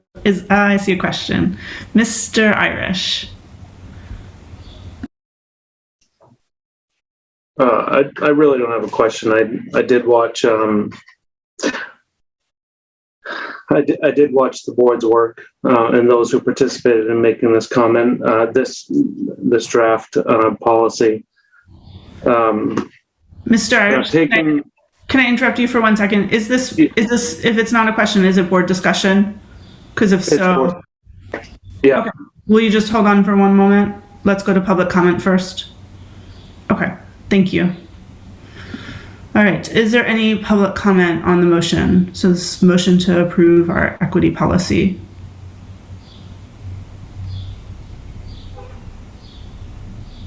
Okay. Seeing no public comment, I'm going to close public comment, move to board discussion, and Mr. Irish, please go ahead. Thank you for giving me a second to take public comment. Thank you, and I apologize for that. I don't think it's, well, I think it's pretty well known that I share somewhat different views from the majority of the board, and that's not to disparage the work. I did watch the recordings of how this policy was put together, and I applaud those who put that work in. I find myself at the end not necessarily agreeing with some of the language in the policy. And to date, on a broader note, I've been kind of in an observation mode with respect to my role on this committee, I'm finding myself in a position where do I want to say the truth as I see it, or continue to stress out about the fact that I disagree with a lot of what's being said? And so I have to battle that internally. And some of the language in this policy, I think is a little bit dangerous. And that's not to say perhaps I shouldn't have been a little bit more collaborative with those who prepared it. I just know that my opinion probably would have fell on deaf ears on that committee. But having said that, I don't intend on voting for this. But I wanted to get it out there as to why I won't be. So I'm going to leave it at that. Thank you, Mr. Irish. Is there any other board discussion?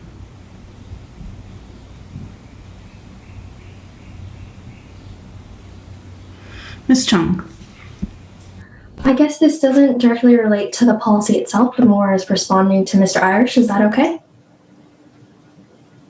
This is the time for us to discuss, so please go ahead. It's absolutely appropriate. I just wanted to say that I would agree there is like a strong majority on the board, and I think that it's very important to look at both sides, and I think that the only way we can move forward is to have more discussion and just be honest about our thoughts and opinions, because in our community we definitely have, I don't know, I'm so nervous right now.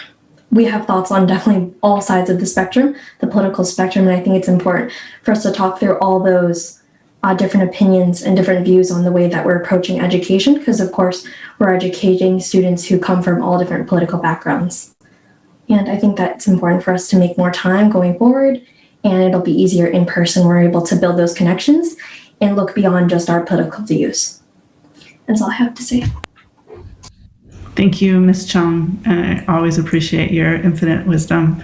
And I certainly agree. And I encourage Mr. Irish, I hear where you're coming from. And I think, one, if you might be able to talk more specifically about the parts of the policy that you're not comfortable with.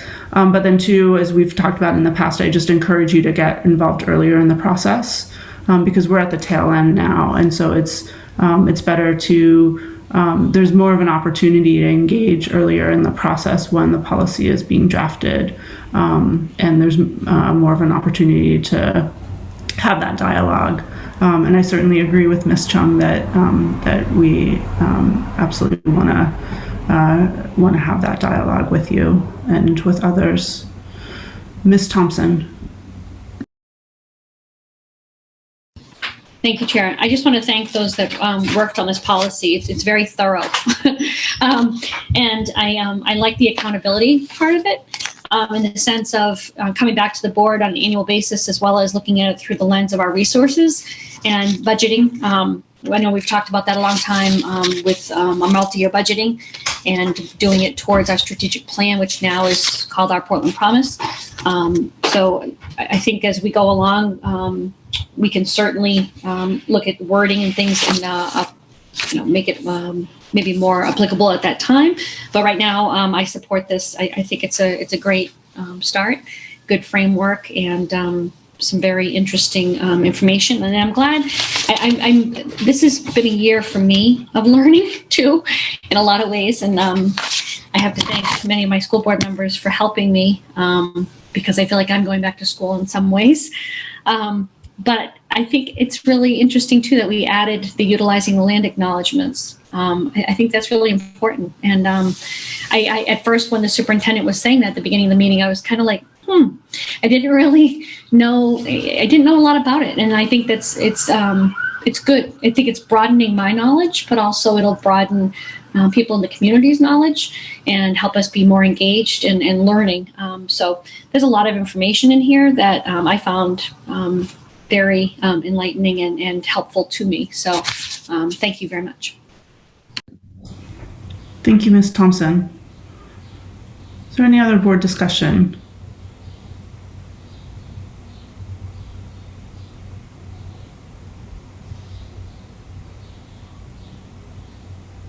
Mr. Burke. I just want to say that I'll be supporting the policy this evening. I think the work was diligent on all those that led the work, including Member Bondo and Assistant Superintendent Nolly and Barrett Wilkinson. I think it's a policy that is much needed today. I don't see any danger in this policy other than when it is attempted to be weaponized by other points of view. And I'm always open to conversation, and I would welcome that in this form. I don't know how else to do the work unless points of view are shared. And if that's not done in our public meetings or in our committee meetings or in our policy processes, then I just, I don't know how else it's expected to have that exchange of views and to improve our work if it's sought to be improved from where it is currently. Thank you, Mr. Burke. And Ms. Bondo, I was about to call on you, so I'm glad you raised your hand. Thank you. Yes. So I will support the policy because when I've been asked 2 years ago, I think we had the previous board, Balfont and Mariani, I think, to sponsor the policy. My requirement is that we need to be able to be the platform to hear all voices. So that means we building that policy as a community, not as an individual or as any other background, expertise or ideas. It was about what we really value the education and the value then we are putting forward. And I think we've been so clear to involve everybody to that process of building that unique policy. That means it was an open process. It was nothing hiding. It was something that we've been open to the public. We've been open to the community to be able to involve and bring ideas. And I think what we have built, it was on the people ideas, how we defined that beginning of equity in our public system. And I just want to recognize the amazing work of the team through the large community, through our administration, to our team who've been there every step of the way or that process. It took us over a year to make sure that we heard everybody, stakeholders, community members, family members, parents, all the voices on the table. And we've been going deeper on each areas of concern, revisiting and discussing, going over, meeting students, because the most important for me is about our student voice. What are they going to reflect on the work, because we are here for the students. And I think it's the starter. And what I have put on the really emphasize on the policy, that how we can revise that policy every year. And I think that's an open space to bring more voices and dialogue from the early on the process, so we can all be on the same page and value the work as a public elected for the service. Then we are forward to try to advance all our students to that system of education. So I will be in favor, because we've been working with amazing people who are really standing behind the values and understand why we need to have that policy. Thank you so much, team, for that's a job well done. That's a robust policy that we have in front of us. Thank you. Thank you so much, Ms. Bondo. Is there any other board discussion?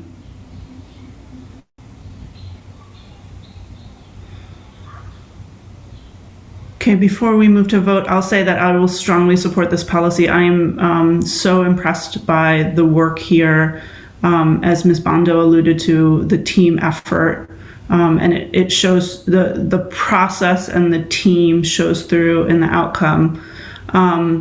But even just the definition of equity, we now have a singular definition of equity to underpin our work, and even that is a building block I'm just so appreciative of. But more so just the comprehensive framework with which we will undertake our work to center equity in this district. I'm so grateful for this work. Really appreciate all of the leadership on the board, and from Ms. Nally and Barrett and Grace and the full team, the superintendent as well.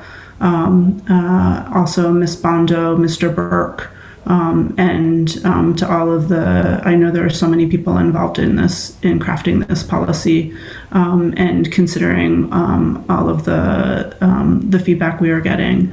I also want to just acknowledge again the student role and the student voice that was incorporated, and that played a significant role in crafting this policy. And I see Ms. Thompson has her hand up, so go ahead, Ms. Thompson.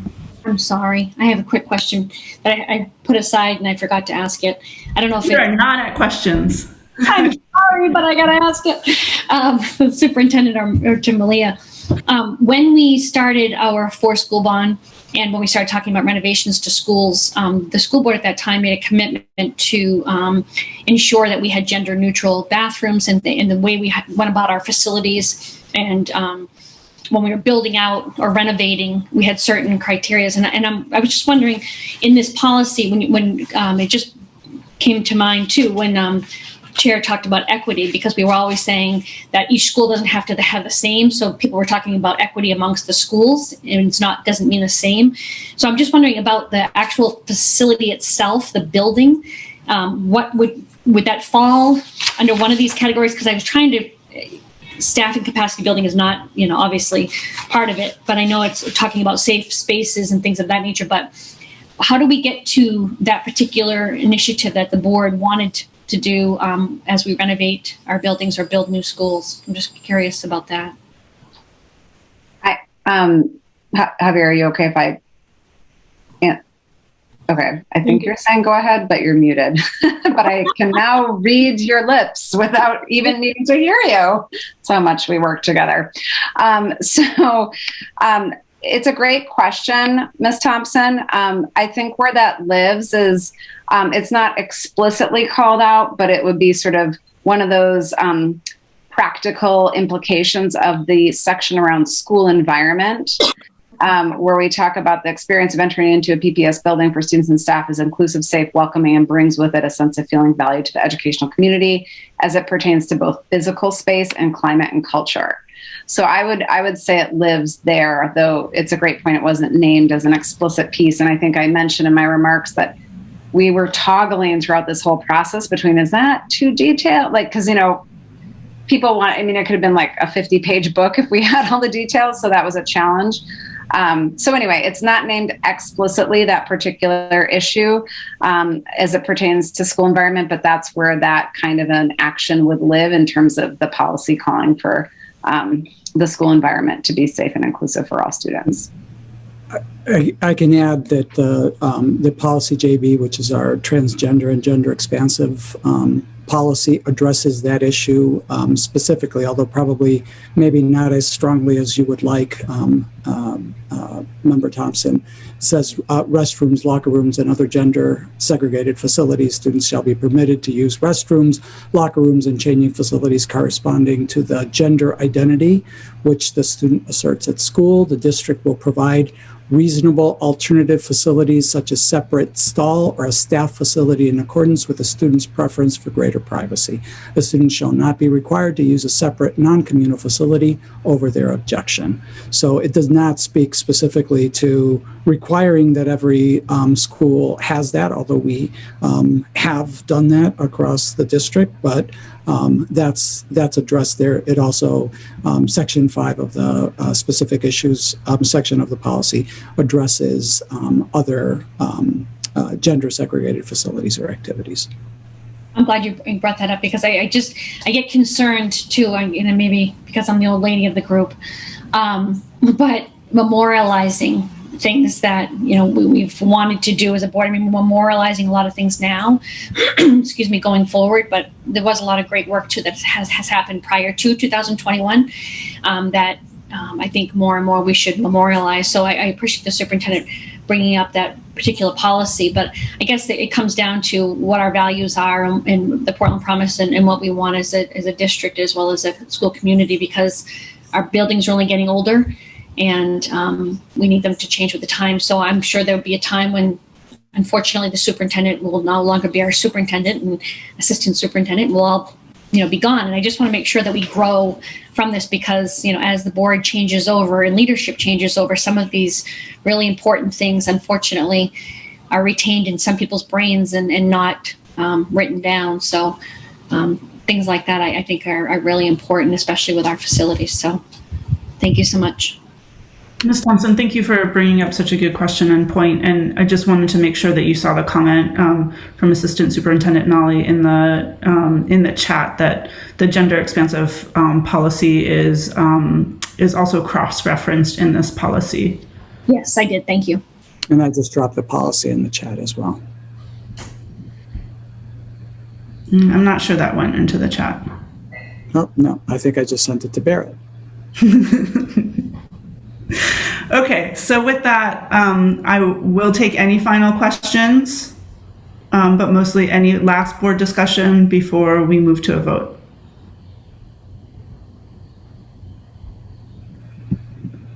All right.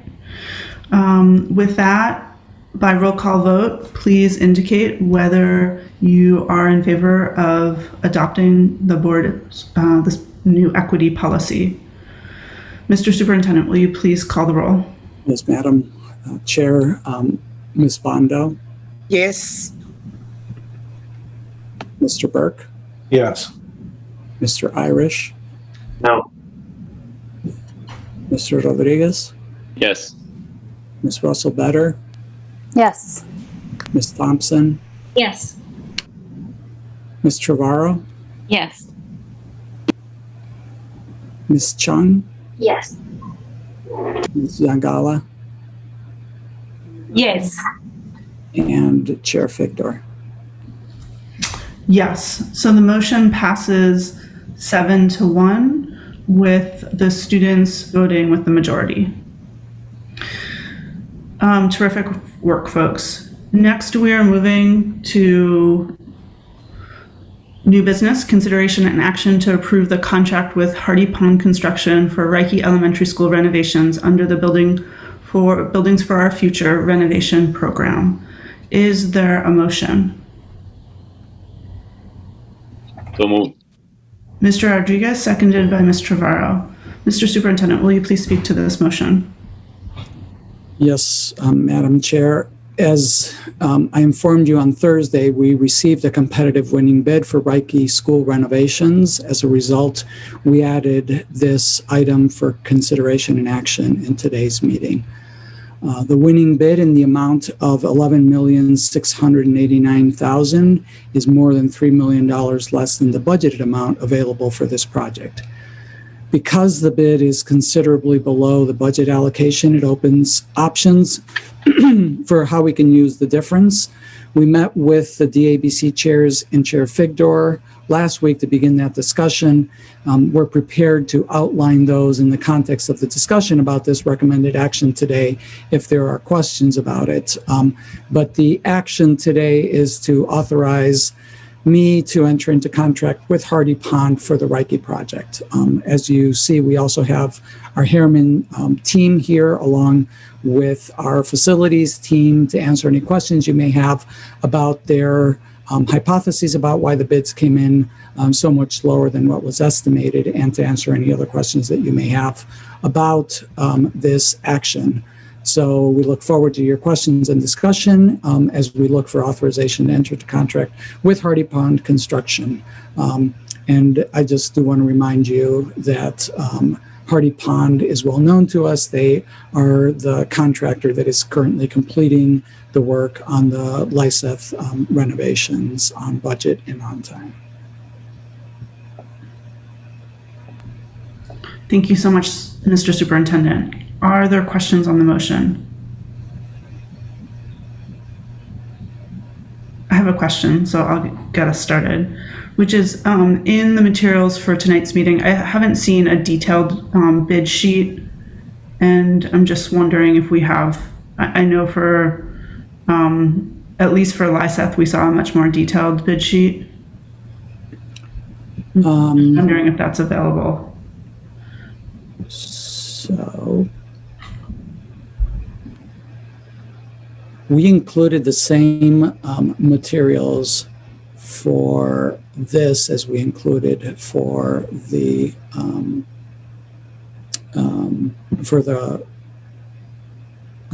Longfellow renovations. There's the bid award sheet, the board memo, and then we also have the standard contractor form, the insurance and bonds form, and the general conditions form. So I'm not sure what you are missing, but I believe, and I will defer to Mark and Lisa and the team to see if there's anything that we did not include that we previously had included. Excuse me.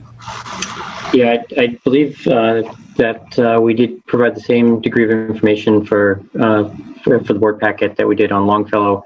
The other information that is provided regarding the result of the bid is provided from the city's purchasing department, which indicates the bid amount, the base bid amount, as well as the alternate prices, and we can certainly make that available. And we do have that that one sheet is available, but we don't see the more detailed version of that bid sheet. Is that Is that correct? Where it breaks down the different costs essentially. There's the bid sheet that we received was the one that came from procurement. So it's the one the city puts together when they open the bids. That's, I believe, the only bid tabulation that we have. Okay. Okay, thank you. Are there any other questions on the motion?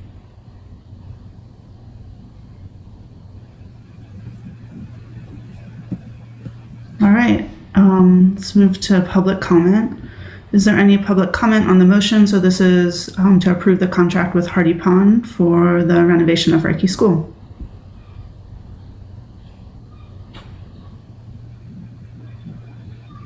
Seeing no public comment, I'm going to close public comment and move to board discussion. Is there any board discussion?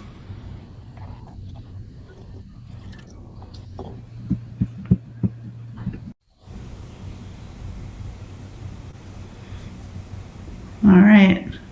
I'll jump in and just say I am so thrilled, many years later, to get to this point after years of effort by the community to address the condition of Reiki School and the limitations it has on learning, and to get to this point where we are about to approve this contract and break ground, and that we have a cushion of money to be able to consider how to use at Reiki and on the two other projects. I just couldn't be more thrilled to be in this situation.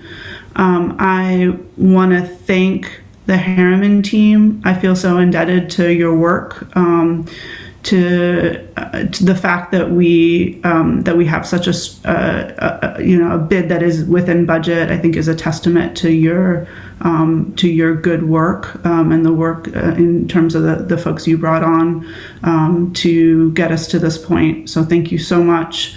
And then I see the Reiki lead teachers still on this call, and I just want to thank you in advance. I know it's already a disruption. I know it's going to be a challenge through the construction process, and I want to thank you for all of the additional work you're taking on so that we can get this project done. And I really look forward to stewarding it forward and helping the community understand that while it's a disruption, we're going to end up with a school that is a very different learning environment, a 21st century learning environment. And it's just thrilling. I think the school is going to be completely transformed, and the new school will be such a better environment for kids to learn in. And that's just that is a blessing. So thank you to the Reiki lead teachers and to the full community for their patience as we undertake a big project. And I see Ms. Thompson has her hand up. Well, you said that very eloquently, Chair, so thank you very much. And I know that just to build upon what you said, Mr. Sherwood has seen us through many renovations over the years that I've been here and prior to my years. And Mr. Stilfen, his partner in crime, the two of them, they're going to have a lot of goings on with all these buildings going on at once. So thank you ahead of time for all of the work you've put in prior and that you will be putting in prior. I know that's going to be an awful lot of weight on the two of you as well as others. So thank you. Please hang in there. And if you need help, just scream. But thank you so much. We've worked, like Ms. Figdor said, for so many years to get here, and I'm very appreciative of all the work the two of you have done as well. So thank you. Thank you, Ms. Thompson. And I did not forget our amazing operations staff and know just how indebted we are to Steve and Doug for their leadership. I remember, I'll just tell a quick story and then I promise to get to the vote. But I remember in some of the first weeks that I was really diving into the history of the city and district considering what to do with the poor state of our elementary schools. There was a memo from Doug. There were many memos from Doug that laid out the history over many years, the different task forces that we held as a district and city over 23 years without taking action.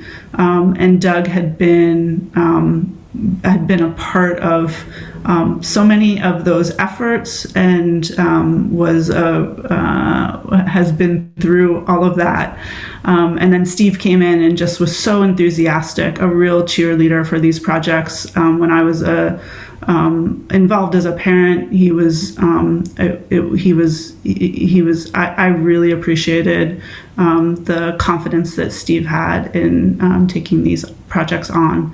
So thank you to our full operations team. And with that, if there isn't any other discussion, we can move to a vote. So by roll call vote, please indicate whether you are in support of approving the contract with Hardy Pond Construction for Reiki Elementary School renovations under the Building for Our Future School Renovation Program. Mr. Superintendent, will you please call the roll?